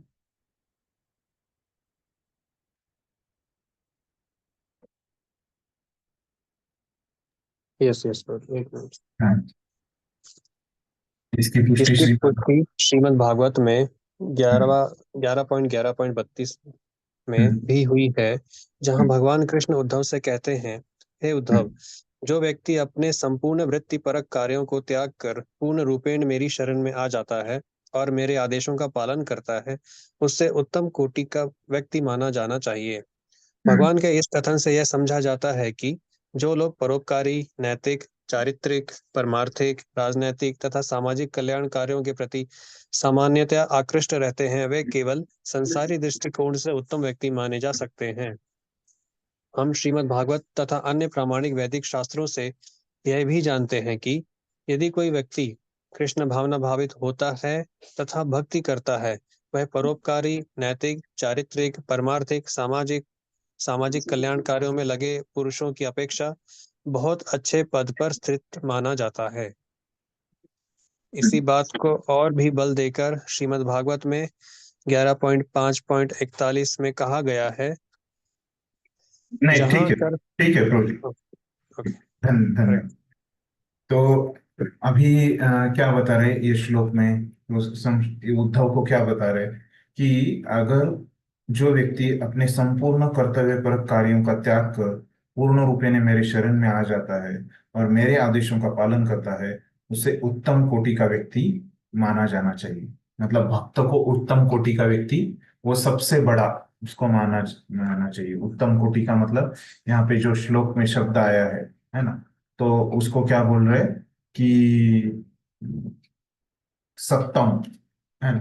तो ऐसे उसमें अच्छे गुण होने चाहिए, सत्तम व्यक्ति होना चाहिए, है ना? तो अभी यहाँ पे कौन से गुण उसमें हो सकते हैं, अच्छे व्यक्ति में कौन से गुण होते हैं, वो परोपकारी होता है, नैतिक गुण होते हैं, उसका चरित्र अच्छा रहता है, वो परमार्थिक रहता है, राजनीतिक, सामाजिक, है ना, कल्याण के कार्य करते रहते हैं, है ना, ये अच्छे गुण माने जाते हैं। तो ये सब जो अच्छे गुण हैं, तो ये अच्छे गुण किसी में नहीं है, लेकिन वो भगवान का भक्त है। तो इसको भी क्या मानना चाहिए, उसमें कुछ भी अच्छे गुण नहीं, लेकिन वो भगवान का भक्त है। वो भक्ति करता है ना, अनन्य भाव से। तो क्या माना जाना चाहिए, उसको भी अच्छा व्यक्ति मानना जाना चाहिए। भले ही उसमें कुछ अच्छे ये भौतिक गुण जो बाहर से दिखते हैं वो न दिखे, लेकिन वो सिर्फ भगवान का भक्त है, तो उसको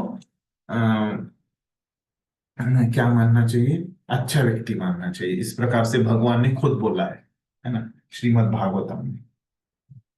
तो ये बोल रहे हैं कि ये इतना महत्वपूर्ण है। मतलब यहाँ पे क्या हो गया, अब ये हमारे विषय से कैसे संबंधित है ये, है ना, ये समझ में आया, इस श्लोक का अर्थ समझ में आया सबको। तो अभी कौन बताएगा कि ये अपने विषय से कैसे संदर्भ है, हमारा विषय क्या चल रहा है यहाँ पे।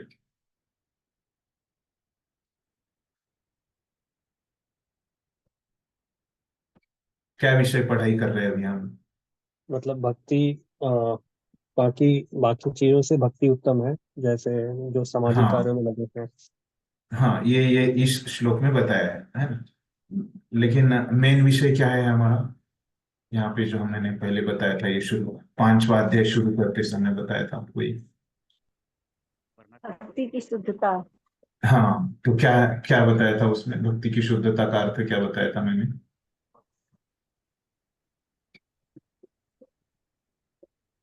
भक्ति प्राप्त करने के लिए हमें किसी वर्ण आश्रम की आवश्यकता नहीं होती। हाँ, तो भक्ति प्राप्त करने के लिए ये विषय है ना, मुख्य विषय। तो अभी इसके लिए इससे कैसे संदर्भित है ये श्लोक, है ना।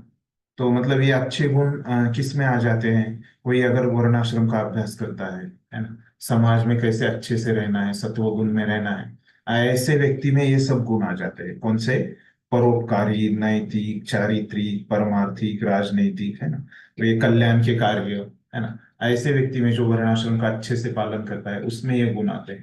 तो अभी लेकिन भगवान ने क्या बोला, ये गुण किसी में नहीं है ना, मतलब वो वर्णाश्रम का पालन नहीं करता, लेकिन वो क्या करता है, उनकी भक्ति करता है, शुद्ध भक्ति करता है। तो क्या होना चाहिए उसको, उसको भी अच्छा व्यक्ति मानना है ना। मतलब क्या हो गया यहाँ पे, दोनों की तुलना हो गई। तो क्या हमको इसमें अप्रत्यक्ष रूप में उन्होंने क्या बताया, ये वर्णाश्रम की जरूरत नहीं है भक्ति प्राप्त करने के लिए। समझ में आ गया आपको कि कैसे ये अपने विषय को थोड़ा अप्रत्यक्ष रूप से ये श्लोक है। अभी स्पष्ट हो गया कि कैसे ये श्लोक में हमारे विषय को संबंधित है। समझ गया सबको ये, कोई दोहराना चाहेगा कि कैसे ये श्लोक अपने विषय से संबंधित है।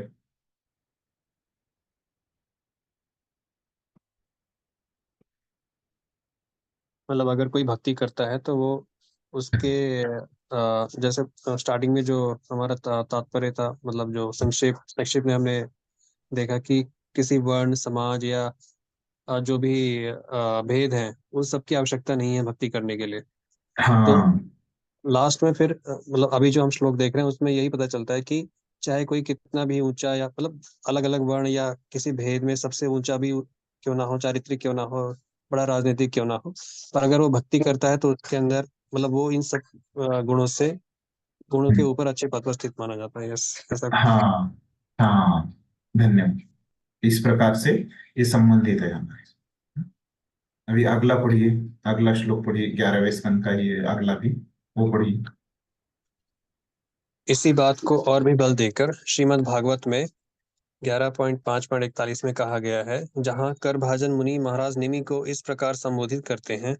हे राजन, यदि कोई व्यक्ति वर्णाश्रम धर्म के अंतर्गत निहित अपने वृत्तिपरक कार्यों को त्याग देता है, किंतु भगवान के चरण कमलों में पूर्णतया शरणागत हो जाता है, वह ना तो ऋणी रहता है, ना ही उसे वे विभिन्न कार्य करने पड़ते हैं जिन्हें हम ऋषियों, पूर्वजों, जीवों, परिजनों तथा समाज के सदस्यों के लिए करते हैं। ना ही उसे पापपूर्ण कल्मशों से मुक्त होने के लिए 5 प्रकार के यज्ञ करने की आवश्यकता होती है। वह मात्र भक्ति करके सभी प्रकार के दायित्वों से मुक्त हो जाता है। तात्पर्य यह है कि मनुष्य जन्म ग्रहण करते ही अनेक लोगों का ऋणी बन जाता है। वह ऋषियों मुनियों का ऋणी होता है, क्योंकि वह उनके प्रामाणिक शास्त्रों तथा ग्रंथों को पढ़कर लाभान्वित होता है। उदाहरणार्थ हम लोग व्यासदेव द्वारा लिखित पुस्तकों से लाभान्वित होते हैं। वे हम सबों के लिए सारे वेद छोड़ गए हैं। व्यासदेव के लिखने के पूर्व वैदिक साहित्य केवल सुना जाता था और शिष्यगण सुनकर ही मंत्रों को तुरंत याद कर लेते थे, पढ़कर नहीं। बाद में व्यासदेव ने वेदों को लिपिबद्ध करना श्रेयस्कर समझा, क्योंकि इस युग के लोगों की स्मृति अल्प है और वे गुरु द्वारा दिए गए सभी उपदेशों को स्मरण नहीं रख सकते। इसीलिए वे समस्त वैदिक ज्ञान को पुराणों, वेदांत, महाभारत तथा श्रीमद् भागवत जैसे ग्रंथों के रूप में छोड़ गए। उनके अतिरिक्त पढ़िए पढ़िए पढ़िए। ओके उनके अतिरिक्त शंकराचार्य, गौतम मुनि, नारद मुनि आदि ऋषियों के भी हम ऋणी हैं, क्योंकि हम उनके ज्ञान से लाभ उठाते हैं। इसी प्रकार हम अपने पूर्वजों के ऋणी हैं, क्योंकि हम किसी एक कुल में जन्म लेकर सारे लाभ उठाते हैं और संपत्ति के अधिकारी बन जाते हैं। इसलिए हम अपने पूर्वजों के ऋणी हैं और उनकी मृत्यु के बाद हमें उन्हें पिंड, प्रसाद दान करने होते हैं। इसी प्रकार हम सामान्य जनों, अपने परिजनों, मित्रों तथा गाय, कुत्ते जैसे पशुओं तक के ऋणी हैं, क्योंकि वे हमारी इतनी सेवा करते हैं। इस तरह हम देवताओं, पितरों, मुनियों, पशुओं तथा समाज के प्रति ऋणी रहते हैं। हमारा कर्तव्य है कि हम समुचित सेवा द्वारा उनको प्रतिदान दें। किंतु यदि कोई सारे कृत कार्यों को त्याग कर एकमात्र भगवान की शरण में जाता है, तो भक्ति के एक ही प्रहार से वह ना तो ऋणी रहता है, ना किसी अन्य लाभ के स्रोत का कृतज्ञ रहता है।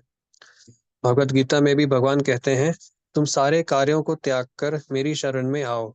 मैं तुम्हें आश्वस्त करता हूँ कि मैं सारे पाप कर्मों के फलों से तुम्हें सुरक्षा प्रदान करूंगा। कोई यह सोच सकता है कि भगवान के शरणागत होने से वह अपने अन्य कार्य नहीं कर सकेगा। लेकिन भगवान बार बार यही कहते हैं, तुम संकोच मत करो। तुम यह मत सोचो कि तुम अपने अन्य सारे कार्यों को छोड़ रहे हो, इसलिए तुम्हारे जीवन में कोई दोष आ जाएगा। ऐसा मत सोचो, मैं सभी प्रकार से तुम्हारी रक्षा करूंगा। यह है भगवत गीता में भगवान कृष्ण का आश्वासन। बस यहाँ पे तो अभी हमने 2 श्लोक पढ़े, है ना, 68 और 69 नंबर वाला। तो यहाँ पे 2 श्लोकों में क्या है, एक 11वां स्कंद वाला श्लोक है और दूसरा जो श्लोक है भगवद गीता का, है ना। तो ये श्लोक यहाँ पे रूप गोस्वामी ने लिए, है ना। तो ये इस पे प्रभुपाद ने ये टीका लिखी है, वो हमने पढ़ी, है ना, संक्षिप्त रूप में। तो अभी ये 11वें एक एक श्लोक को हम समझते हैं। तो 11वें श्लोक स्कंद का जो श्लोक है, तो उसमें ये कौन बोल रहा है, करभाजन मुनि बोल रहे हैं, है ना। किसको बोल रहे हैं, महाराज निमि को बोल रहे हैं। वो क्या बोलते हैं कि अगर कोई वर्णाश्रम धर्म के अंतर्गत का कार्य नहीं कर पाया, लेकिन ये वर्णाश्रम धर्म का कार्य क्यों करना पड़ता है, क्योंकि हमारे ऊपर ऋण रहता है। हम जैसे ही जन्म लेते हैं तो माता पिता का ऋण रहता है ना, देवी देवताओं का रहता है, हमको जो पढ़ाते हैं हमारे गुरुजनों का रहता है, हमारे पूर्वजों का रहता है। इसीलिए लोग क्या करते हैं, पितृपक्ष अभी पूर्वजों के लिए अभी जो चल रहा है ना, तो ऐसे वो करते रहते हैं वो ऋण उतारने के लिए। लेकिन वो क्या बोल रहे हैं, सबसे अच्छा तरीका क्या है, तो भगवान की भक्ति करना, है ना, शुद्ध भक्ति करना भगवान की। तो ये अगर कोई करता है तो बाकी की चीजों के आवश्यकता नहीं है, ये सब ऋण फेडने की वगैरह, है ना। तो ये ऋण चुकाने की कुछ आवश्यकता नहीं है, इस प्रकार से वो बोल रहे हैं। और ये कैसे ऋण रहता है, ऋषि मुनियों का ऋण कैसे रहता है हमारे ऊपर, ये समझाने के लिए क्या दिया, प्रभुपाद ने व्यासदेव का उदाहरण दिया कि व्यासदेव का हमारे ऊपर ऋण है ना। कि उन्होंने हमको ये ग्रंथ दिए है, भगवत गीता, है ना, महाभारत भी उन्होंने ही लिखा है, भगवत गीता भी उन्होंने ही लिखी है, भागवतम भी उन्होंने ही लिखा है ना। सब उपनिषद, वेदांत, वेद, है ना, ये सब ग्रंथ किसने लिखे, व्यासदेव ने ही लिखे। तो ये बहुत बड़ा ऋण है। और अन्य ऋषियों का भी ऋण है, नारद मुनि, है ना। क्यों इनका ऋण है, वो बता रहे कि हम उनके ज्ञान से लाभ उठाते हैं, है ना, क्योंकि इन्होंने क्या लिखा है ये समझाने के लिए इन्होंने हमको प्रवचन दिए है ना, इन्होंने हमको समझाया है। तो इसीलिए इनका भी हमारे ऊपर ऋण है ना। और हमारे पूर्वजों का भी ऋण है, इसलिए हम पिंड देते हैं, है ना। ये सब ऋण प्रभुपाद ने बाद में समझाया है। फिर अंत में प्रभुपाद क्या बताते हैं, इस तरह हम देवताओं, पितरों, मुनियों, ऋषियों तथा समाज के प्रति ऋणी रहते हैं, है ना। तो ये समझाया प्रभुपाद ने कि कैसे ऋण रहते हैं, है ना, वो आपको पता है, आसान है। तो हमारा कर्तव्य है कि हम समुचित सेवा द्वारा उनको प्रतिदान करें। तो हमारा कर्तव्य रहता है कि हम ये उनका ऋण का चुकता करें, उनका ऋण, है ना। किंतु यदि कोई सारे कृत कार्यों को त्याग कर और ऐसे सब ऋण अगर कोई चुका नहीं पाता और भगवान की शरण में जाता है ना, तो क्या होता है, वो ठीक है, अन्य लाभ के स्रोत का कृतज्ञ रहता है, तो सब ऋण उसके चुकते हो जाते हैं, है ना, अगर वो भगवान की शुद्ध भक्ति करता है। तो मतलब क्या है कि ये ऋण क्या है, हमारा एक कर्तव्य रहता है ना। तो इसको ये हमारे विषय से कैसे संदर्भित है ये श्लोक, कि कोई भी जो ऋण है ना, जो कोई भी कर्तव्य है, वो पूरा हो जाता है अगर हम भगवान की शुद्ध भक्ति करते हैं, तो सभी कर्तव्य हमारे पूरे हो जाते हैं, है ना। इस प्रकार से जो वर्णाश्रम का जो कर्तव्य है ना, वो भी पूरा हो जाएगा अगर कोई भक्ति करता है तो, है ना। तो ये ऐसे इस प्रकार से ये पहला श्लोक हो गया। फिर दूसरा श्लोक जो था वो कौन सा पढ़ा था हमने, भगवत गीता का श्लोक, है ना। वो क्या है, सर्वधर्मान परित्यज्य, है ना, ये सबको पता है श्लोक। वो सब श्लोक को यहाँ पे रूप गोस्वामी ने लिया है। वो क्या बोल रहे हैं वो, तो उसमें भगवान क्या बोलते हैं कि सब छोड़कर, सर्वधर्मान, सब धर्मों को छोड़कर तुम क्या करो, माम एकम शरणम व्रज, और क्या करेंगे, अहम त्वं सर्व पापेभ्यो मोक्षयिष्यामि मा शुच, मैं तुम्हारे साथ सब पाप फलों को लेके तुम्हें क्या करूंगा, सुरक्षा प्रदान करूंगा, है ना, ऐसे आश्वासन दे रहे हैं। तुम संकोच मत करो, है ना। तो अन्य कार्य, सारे कार्यों को छोड़ रहे हो, इसलिए तुम्हारे जीवन में कोई दोष आ जाएगा, ऐसे मत सोचो, है ना। कार्य छोड़ रहे हो तो कुछ कमी रहेगी तुम्हारे जीवन में, तुमको कुछ पाप कर्म लगेगा, ऐसे मत सोचो, मैं तुम्हारी सब चीजों से रक्षा करूंगा, इस प्रकार से भगवान बोल रहे हैं। मतलब यहाँ पे क्या है कि अन्य कुछ कर्तव्य करने की जरूरी नहीं है ना। मैं तुमको भक्ति में जो भी बाधाएं आएंगी, है ना, ये सब मैं ख्याल रखूंगा, है ना, इस प्रकार से बोल रहे हैं भगवान। ठीक है, अन्य कुछ कर्तव्यों की, चीजों की आवश्यकता नहीं है ना। इस प्रकार से फिर से ये श्लोक में बताया है ना? ठीक है। हाँ बोलिए प्रभु जी, क्या प्रश्न है? प्रभु जी, जैसे इसमें लिखा है हम्म, कि पर ये तो एक शुद्ध भक्त के लिए लागू होता है पूरी तरह से, पर जो हम जैसे हम्म, लोग जो शुद्ध भक्त नहीं है, तो उनको हम्म। तो मतलब अपना निहित कर्तव्य तो करना पड़ेगा, और भक्ति के साथ साथ हाँ हाँ, वो जैसे पहले पिंडदान पिछले वगैरह। पिछले श्लोकों में बताया ना, कि यस। कैसे ये अपनी जितनी श्रद्धा है ना, उस श्रद्धा के हिसाब से हमको कार्य करना है ना। तो ये बताया, लेकिन ये आदर्श यहाँ पे उदाहरण दे रहे, बता रहे, भक्ति की महिमा का गुणगान करने के लिए बता रहे। तो राइट, हमारी राइट। जितनी भक्ति पे श्रद्धा है वो हमको करना है, वो अच्छा है हमारे लिए, है ना। उसी से हमारी श्रद्धा धीरे धीरे बढ़ती जाएगी। उस जितनी हमारे पास श्रद्धा है, उतनी श्रद्धा से हम भक्ति करेंगे तो क्या हो जाएंगे, हम ढोंगी नहीं रहेंगे, है ना। हम्म। नहीं तो क्या हो जाएगा, एक अंदर से कुछ और एक हो जाएगा और बाहर से कुछ और हो जाएगा, है ना। तो हम उस चीज के लिए योग्य नहीं है और वो चीज हम कर रहे हैं। जी जी। ओके। हरे कृष्ण। तो अगला श्लोक कोई पढ़िए, और अगला परिच्छेद पढ़िए, अगस्त्य संहिता वाला।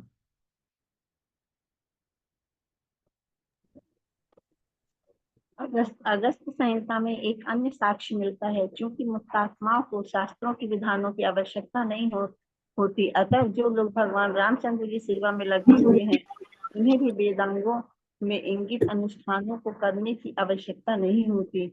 दूसरे शब्द में भगवान रामचंद्र या कृष्ण के भक्त पहले से मुक्त पुरुष होते हैं, और उन्हें वैदिक साहित्य के अनुष्ठान विभाग में कर्म कांड में उल्लिखित विधि विधानों का पालन करने की आवश्यकता नहीं रह जाती। इस प्रकार से इस नहीं, भागवतम ठीक है, में ठीक, धन्यवाद। यहाँ पे एक श्लोक है बस उसका, धन्यवाद। तो अभी ये अगस्त संहिता का जो श्लोक लिया है रूप गोस्वामी ने, तो यहाँ पे भी एक क्या बोलते हैं, साक्ष्य मिलता है, किसका, हमारे विषय का, कि क्या बोल रहे हैं, जो मुक्तात्मा है है ना। वो श्लोक का अर्थ बताया। जो मुक्तात्मा है तो उनको क्या होता है, ये शास्त्रों के विधि विधानों की आवश्यकता नहीं रहती, क्योंकि वो उससे ऊपर रहते हैं, वो मुक्त रहते हैं पूरे नियमों से, है ना। तो उसी प्रकार से जो भगवान रामचंद्र का मतलब क्या, वही राम का, विष्णु का, कृष्ण का जो भक्त है, वो क्या है कि उसको कोई अनुष्ठान करने की आवश्यकता नहीं है। तो अनुष्ठान मतलब यहाँ पे अर्थ क्या है इसका, ये मतलब भौतिक कर्तव्य जो है उसके, है ना, वो करने की आवश्यकता नहीं रहती उसको, है ना। तो यहाँ पे दूसरे शब्दों में जब बता रहे तब क्या बता रहे, भगवान रामचंद्र या कृष्ण के भक्त पहले से मुक्त पुरुष होते हैं और उन्हें वैदिक साहित्य के अनुष्ठान विभाग कर्मकांड में उल्लेखित विधि विधानों का पालन करने की आवश्यकता नहीं कर रही जाती, है ना। मतलब ये जो कर्मकांड है ना, जैसे ऋण चुकता करना, पितृऋण, है ना, तो ये सब चीजें करने की उनको आवश्यकता नहीं, मतलब एक तरीके से क्या है, वर्णाश्रम का कुछ कार्य करने की उनको आवश्यकता नहीं है। क्यों नहीं है, क्योंकि वो राम का भक्ति पहले से ही कर रहे हैं, है ना? तो इसीलिए उनको आवश्यकता नहीं है, तो इसीलिए वो वर्णाश्रम इत्यादि की आवश्यकता नहीं है शुद्ध भक्ति के लिए, है ना। वो डायरेक्टली कोई भक्ति कर सकता है ना। इस तरह से ये अपना विषय हमको सीखने को मिलता है। तो अगला अंतिम पढ़िए परिच्छेद, उसमें दूसरा श्लोक है। इसी प्रकार भागवत में 11.542 कर भाजन मुनि राजा निमि को संबोधित करते हुए कहते हैं कि हे राजन, जो व्यक्ति देवताओं की पूजा करना छोड़ चुका है और जो अपनी सारी शक्ति भगवत भक्ति में केंद्रित किए रहता है, वो भगवान को अत्यंत प्रिय होता है। अतः यदि कोई त्रुटिवश कोई वर्जित निषिद्ध कार्य करता है तो उसे प्रायश्चित करने की कोई आवश्यकता नहीं पड़ती, क्योंकि भगवान उसके हृदय में वास करते हैं। अतः वे भक्त की आस्मृतिक त्रुटि पर दया दिखलाते हुए भीतर से त्रुटि सुधार कर देते हैं। भगवत गीता में भी कई स्थानों पर इसकी पुष्टि हुई है। भगवान कृष्ण अपने भक्तों पर विशेष अनुग्रह रखते हैं और बलपूर्वक घोषणा करते हैं कि उनके भक्तों का किसी भी तरह पतन नहीं हो सकता, वे सदैव उनकी रक्षा करते हैं। धन्यवाद। तो अभी यहाँ पे अगले श्लोक में बता रहे हैं, है ना, करभाजन मुनि बोल रहे राजा निमि को कि जो व्यक्ति देवताओं की पूजा करना छोड़ चुका है और जो अपनी सारी शक्ति भगवत भक्ति में केंद्रित किए रहता है, वह भगवान को अत्यंत प्रिय रहता है।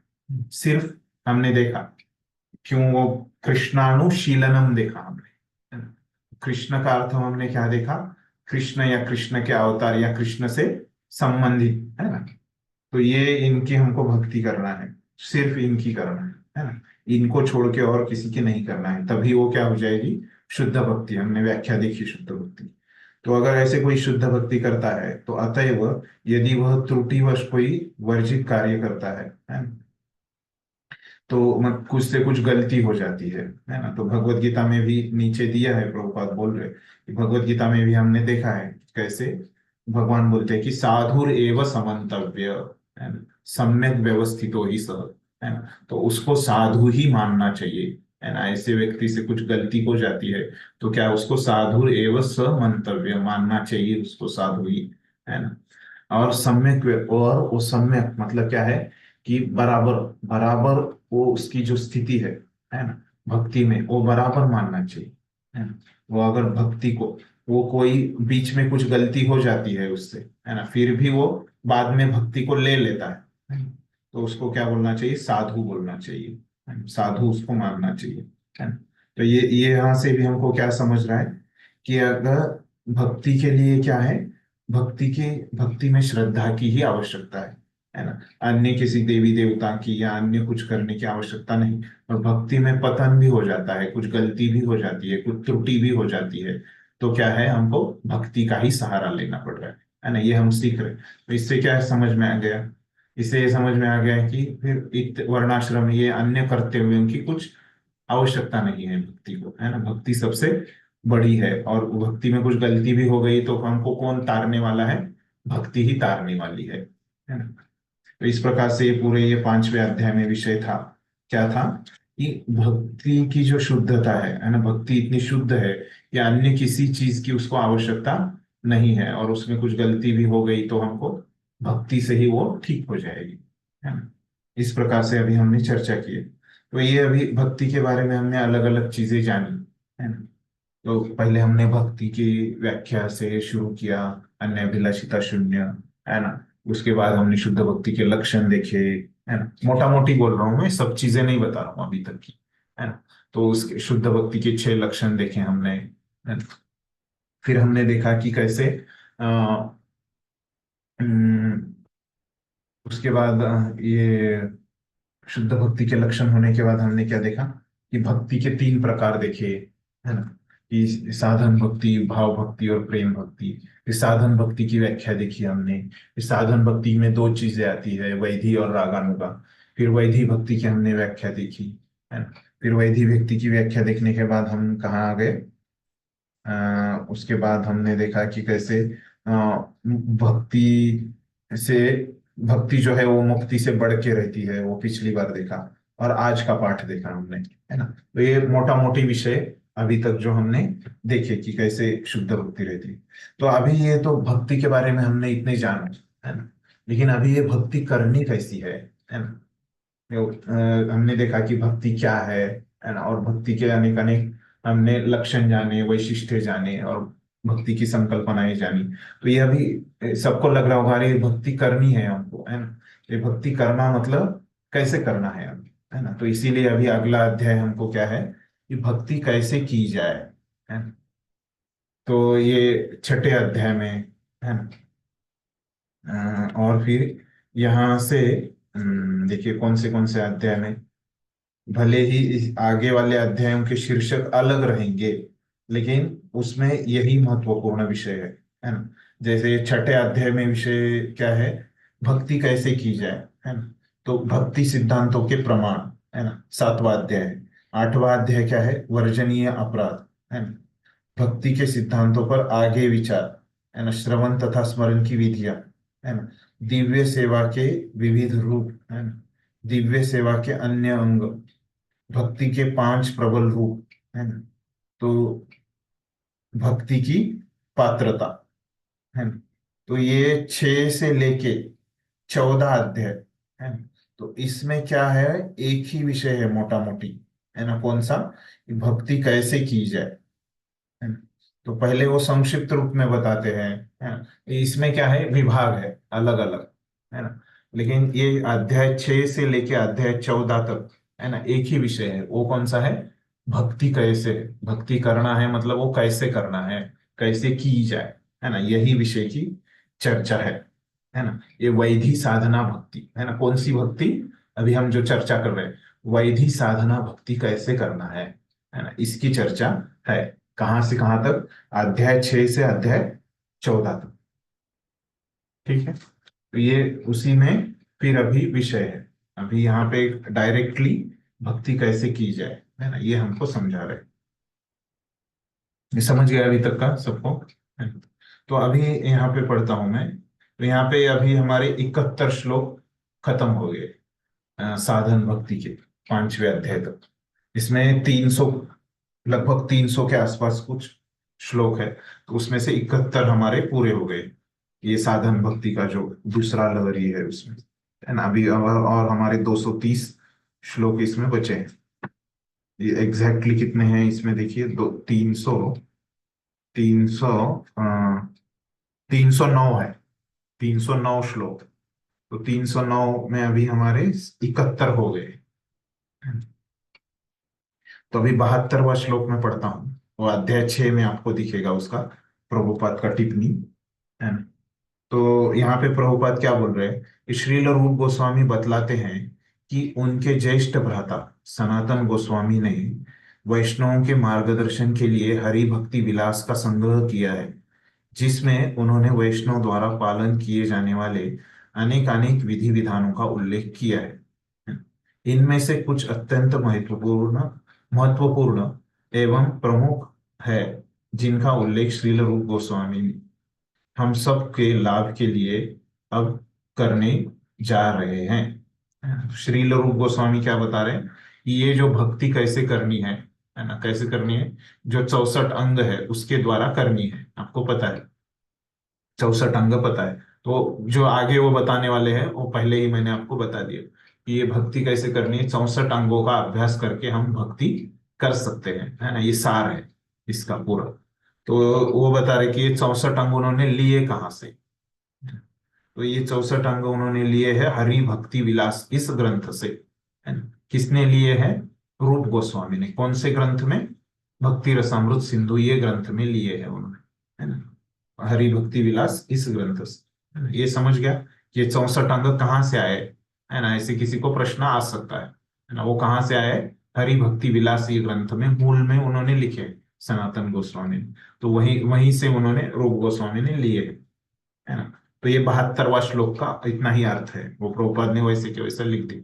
यहां से आगे 73 नंबर का श्लोक होता है। चलो, इस कथन का भाव यह है कि श्रील रूप गोस्वामी केवल मूलभूत सिद्धांतों का उल्लेख करना चाहते हैं, उनके विस्तार में नहीं जाना चाहते। उदाहरणार्थ, एक मूलभूत सिद्धांत यह है कि मनुष्य को कोई गुरु स्वीकार करना चाहिए, किंतु वह अपने गुरु के आदेशों का किस तरह पालन कर सकता है, यह उसका विस्तार माना जाता है। यथा यदि कोई अपने गुरु के आदेश का पालन करता है और वह आदेश अन्य किसी गुरु के आदेशों से भिन्न है, तो इसे विस्तृत सूचना कहा कहा जाएगा। लेकिन गुरु स्वीकार करने का मूलभूत सिद्धांत सर्वत्र अच्छा है, भले ही विस्तार पृथक पृथक हो।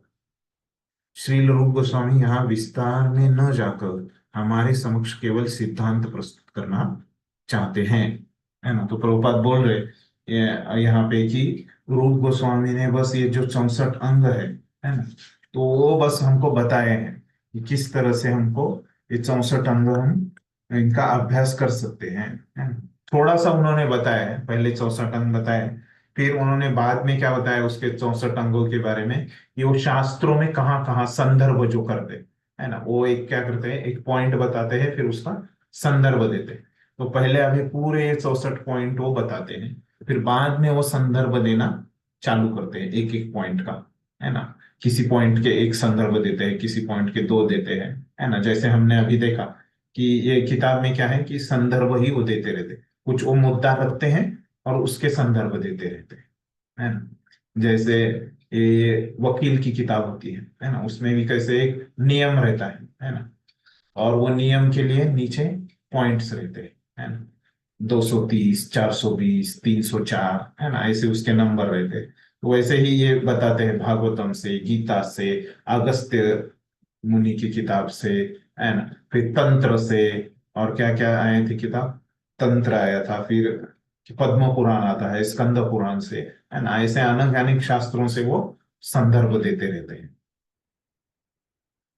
ठीक है। तो अभी यहाँ से हमने देखा कि कैसे वो बता रहे हैं। तो अभी यहाँ से वो 64 अंग शुरू होते हैं, नंबर एक करके दे रहे।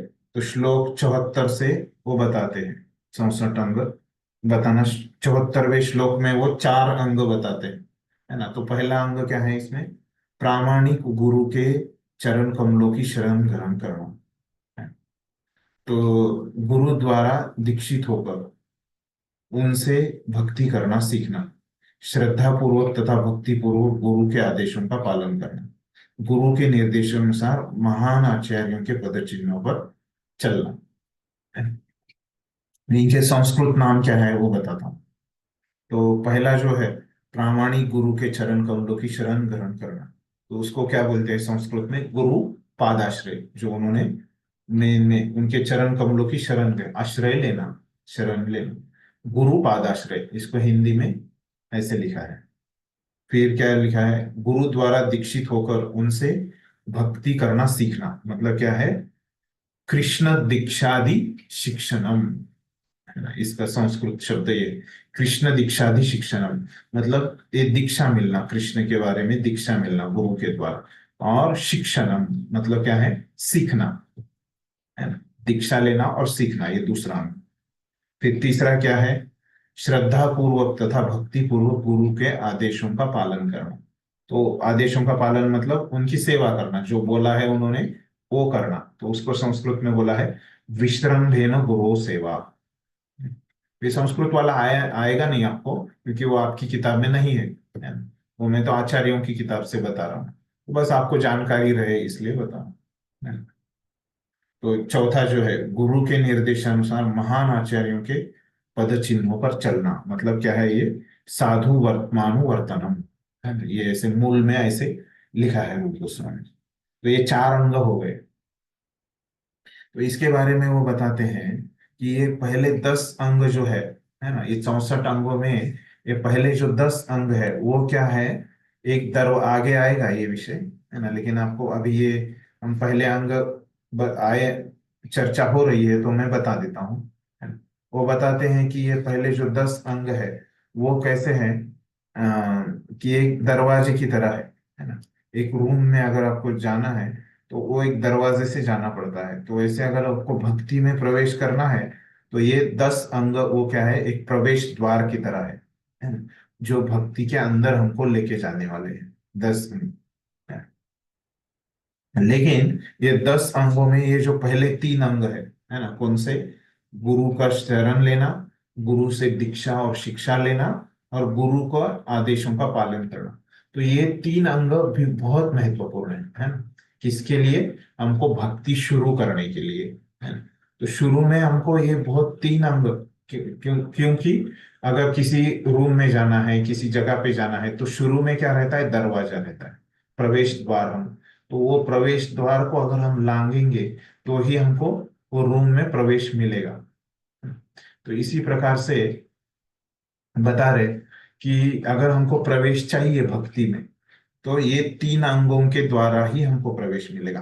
पहले अगर हमको गुरु का शरण लेना पड़ेगा, गुरु का शरण लेने के बाद उनसे दीक्षा और शिक्षा लेनी पड़ेगी, और फिर क्या करना पड़ेगा, भक्ति के आदेशों का पालन करना पड़ेगा, उनके गुरु के आदेशों का पालन करना पड़ेगा, है ना, इस प्रकार से। ठीक है, तो ये 4 अंग है।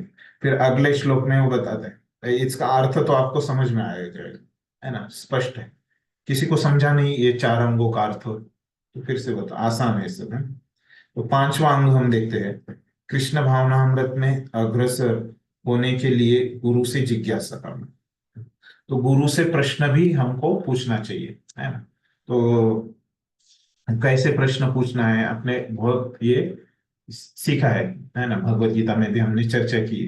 तो कैसे प्रश्न पूछना है कि कृष्ण भावनामृत में अग्रसर, आगे भक्ति में आगे बढ़ने के लिए ही जो आवश्यक प्रश्न है वो हमको पूछना है।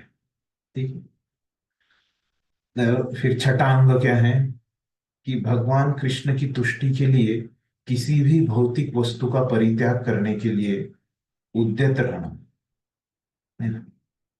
तो 6वां अंग क्या बोल रहे हैं कि भक्ति के लिए अगर कुछ भौतिक चीज हमको छोड़ना है तो हमको तुरंत छोड़ देनी चाहिए हमने वो चीज, है ना।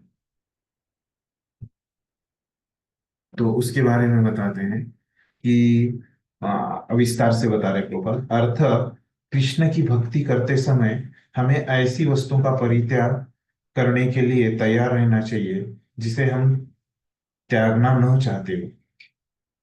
इसी प्रकार हमें ऐसी वस्तु स्वीकार करनी पड़ सकती है जिसे हम स्वीकार न करना चाहते हैं। तो भक्ति में क्या करना पड़ेगा, जो हमको अच्छा नहीं लगता है ना, वो भी करना पड़ेगा, और जो हमको अच्छा लगता है ना, वो हमको करने को भी नहीं मिलेगा। ठीक है, तो ये 6वां अंग है। तो हमारे अच्छे और बुरे का विचार हमको नहीं कर, हमको अच्छा हमारे अच्छा लगने का और बुरा लगने का विचार हमको नहीं करना है।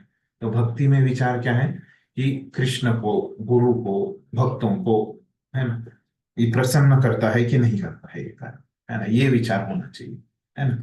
इस प्रकार से ये 6वां अंग बताया गया है ना।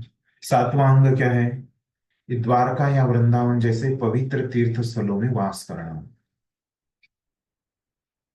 धाम में वास करना। इसीलिए हम क्या करते हैं, यात्रा में जाते हैं, है ना, क्योंकि ये भक्ति का अंग है, उससे भक्ति होती है। ठीक है, तो ये 7 अंगों की हमने चर्चा की। हाँ प्रभु जी पूछिए, आपका क्या प्रश्न है। हरे कृष्णा प्रभु जी, दंडवत प्रणाम। आवाज आ रहा है? हाँ हाँ हरे कृष्णा। हाँ, छोटा है लेकिन आ रहा है, मुझे समझ में आ रहा है। हाँ प्रभु कम जी है। जी। हाँ, हाँ हाँ। अभी बढ़ गया। हाँ हाँ, बोलिए। अभी जो आपने कहा कि मूलभूत सिद्धांत है उसका उल्लेख किया आपने। जैसे एक मूलभूत सिद्धांत है वह मनुष्य को कोई गुरु स्वीकार करना चाहिए, और उसका जो पालन करता है वो विस्तार माना जाता है।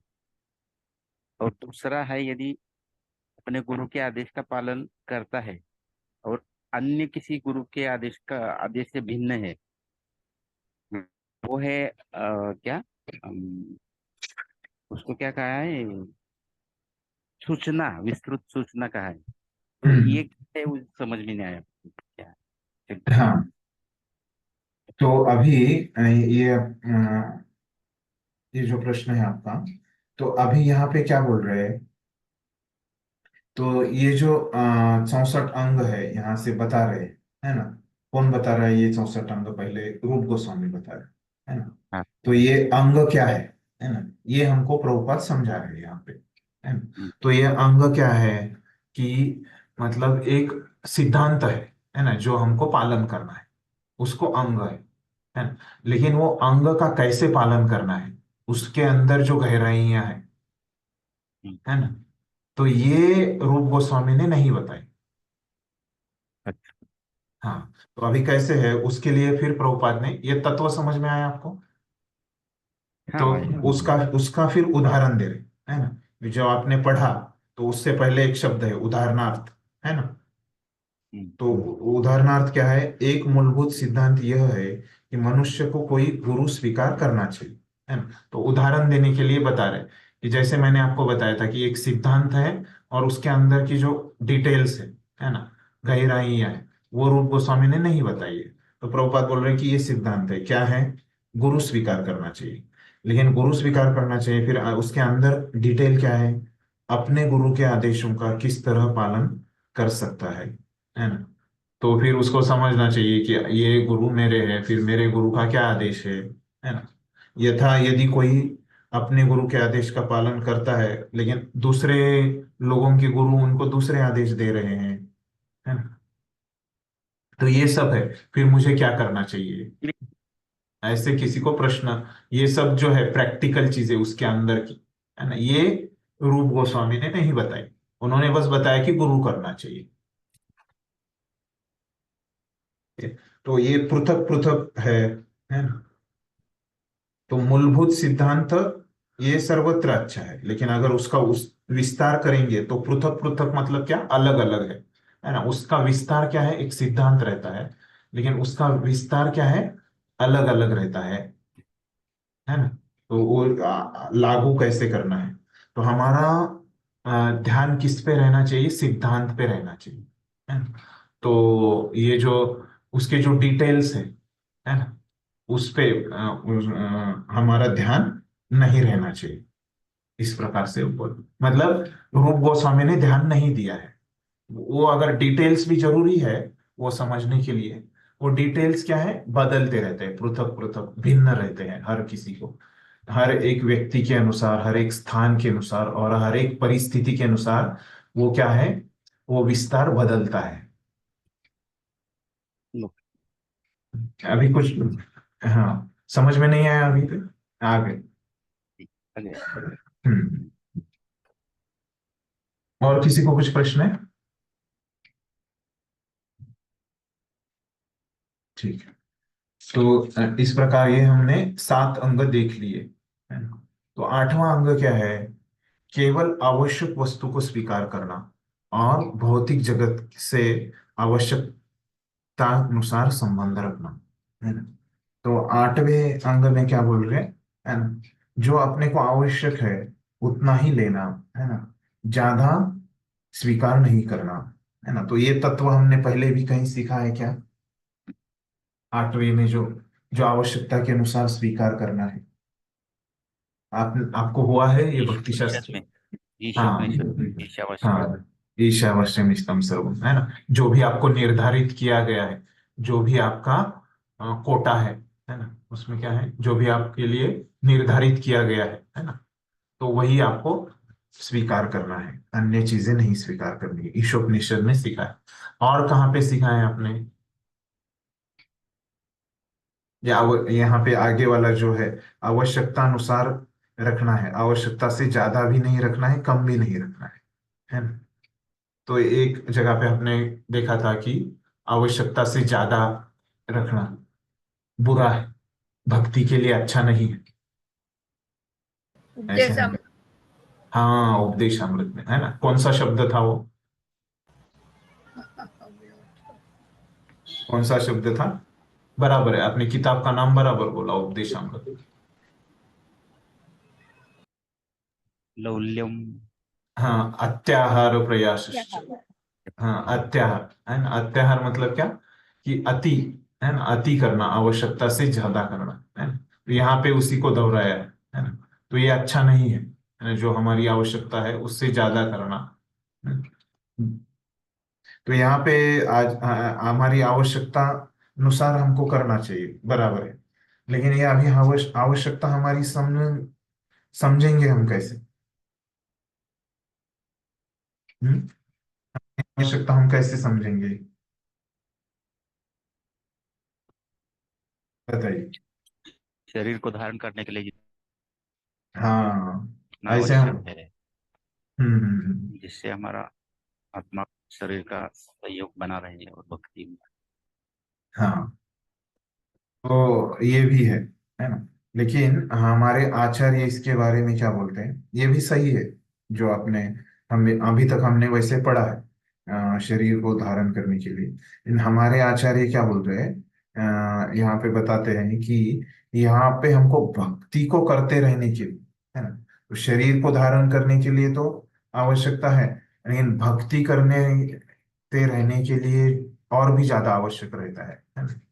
तो क्या अंतर रहता है कि जैसे भक्ति करना है तो हमको क्या, कम से कम हमारे यहाँ भगवान की कुछ लैमिनेशन होना चाहिए, है ना। और कुछ हमारे पास बीड बैग होनी चाहिए, है ना। और फिर ये जो अन्य आवश्यकता है ना। तो आचार्य क्या बोल रहे हैं इसमें, तो आवश्यक चीजें मतलब क्या है कि एक तो पहले है कि हमारा शरीर, जैसे आपने बोला, ये शरीर भी आवश्यक है। मुझे अगर भक्ति करना है तो क्या कर रहा हूं मैं, शरीर के माध्यम से भक्ति कर रहा हूँ, है ना। शरीर नहीं है तो मैं भक्ति नहीं कर सकता, है ना। तो ये मेरा शरीर भी आवश्यक है। और भक्ति करने के लिए जो आवश्यक चीजें हैं उसको आवश्यक समझना चाहिए, जो भक्ति करने के लिए आवश्यक नहीं है उसको आवश्यक नहीं समझना चाहिए। जैसे अभी आप लोग आपके घर में बैठे हो तो आपके लिए मोबाइल की आवश्यकता है ना। किसके लिए, भक्ति करने के लिए। आप उसका भक्ति के लिए इस्तेमाल करो, है ना। तो मोबाइल आपको चाहिए, ये आपकी आवश्यकता है ना। तो इस प्रकार से अपने आचार्य बता रहे हैं, है ना। तो ये बहुत अच्छा है, नहीं तो हमको क्या लग सकता है, फिर हमको लग सकता है कि ये मोबाइल माया है ना। तो ऐसे नहीं है, ये मोबाइल का हम इस्तेमाल अगर भक्ति के लिए कर रहे हैं, है ना, तो क्या है, ये मोबाइल माया नहीं है ना। ये मोबाइल में भक्ति को छोड़ के और कुछ करना नहीं है ना। जो हमारा भक्ति और सेवा के लिए, हमारा नौकरी के लिए जो है, जो हमारा नौकरी भी क्या है, हमारी भक्ति के लिए आवश्यकता है ना। तो हमारा जो नौकरी नहीं है तो कैसे हमारी भक्ति चलेगी, है ना, नहीं चल सकती, है ना। तो ये सब हमारी आवश्यकता है ना। तो शरीर की आवश्यकता के लिए ये भी यहाँ पे अभी तक हमने जो सीखा है वो क्या है, शरीर की आवश्यकता। लेकिन वो भी सही है, लेकिन अभी क्या बताया आचार्यों ने यहाँ पे, हमारी आवश्यकता क्या है, भक्ति के लिए आवश्यक है कि नहीं, है ना। यहाँ पे हमको स्पष्ट हो जाता है। समझ गया आपको ये कैसे है, आठवां जो ये है ना। तो ये बहुत अच्छा हमारे आचार्यों ने ये दिया है, भक्ति का ये खास है ना, कि भक्ति में आपको कुछ छोड़ना नहीं पड़ता है ना। तो ये सिद्धांत तो मुझे बहुत अच्छा लगा, यहाँ पे आचार्यों ने जो स्पष्टीकरण दिया है ना। ये वो बताते हैं कि कैसे आवश्यकता मतलब क्या है, जो भी भक्ति के लिए आवश्यक है ना, वो आपको उसको स्वीकार करना है ना। वही असली वैराग्य है ना? जो भक्ति के लिए आवश्यक है और जो भक्ति के लिए अनावश्यक है उसको त्यागना, ये असली वैराग्य है ना? तो फिर नौवां क्या लेते हैं कि एकादशी के दिन व्रत रखना, है ना। तो जैसे आज एकादशी है ना, उसी दिन हम ये देख पढ़ रहे हैं, है ना। बहुत हमारा भाग्य है कि एकादशी के दिन व्रत रखना, है ना। तो ये क्या है, भक्ति का एक अंग है ना, साधारण अंग नहीं है, ये भक्ति का प्रवेश द्वार है। भक्ति के पहले 10 अंगों में ये आ रहा है ना, एकादशी का पालन करना। तो इसीलिए हमको दीक्षा से पहले पूछते हैं कि आप एकादशी का पालन करते हो कि नहीं, है ना, क्योंकि ये बहुत महत्वपूर्ण अंग है, इससे भक्ति मिलने वाली है। फिर पवित्र वृक्षों की तथा वट वृक्षों की पूजा करना, है ना, ये हम रोज करते हैं, तुलसी की पूजा।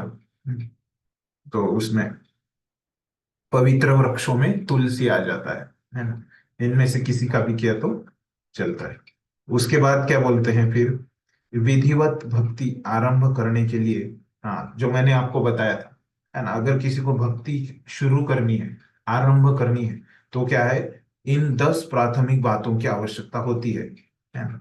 यदि प्रारंभ में नवदीक्षित भक्त उपरयुक्त 10 नियमों का पालन करता है तो वह निश्चित रूप से कृष्ण भावनामृत में अच्छी प्रगति करेगा। मतलब क्या है कि ये क्या है, एक बेस की तरह है, किसी भी बिल्डिंग का जो बेसमेंट होता है ना, एक आधार, नींव जिसको बोलते हैं, उसके तरह ये 10 नियम है ना? ये 10 अंग है भक्ति के। कौन से, जो गुरु का आश्रय लेना, फिर दूसरा क्या है, दीक्षा और शिक्षा, तीसरा है गुरु के आदेशों का पालन, चौथा है गुरु के निर्देशानुसार आचार्यों का अनुसरण करना है, पांचवा है जिज्ञासा करना है गुरु से भक्ति में आगे बढ़ने के लिए, छठा है हमको त्याग करना है, भक्ति करने के लिए त्याग आवश्यक है ना? फिर सातवां क्या है कि धाम में रहना है ना। आठवां क्या है कि भक्ति के लिए जो भी आवश्यक है वो ग्रहण करना है, और जो अनावश्यक है वो त्याग देना है। फिर एकादशी का पालन करना है, और पवित्र वृक्षों का, वट वृक्षों का पूजा करना है। तो ये 10 अंग जो है वो पूरे इसका आधार है। ठीक है, तो आज के लिए समय हो गया है, यहाँ पे रुकते हैं। किसी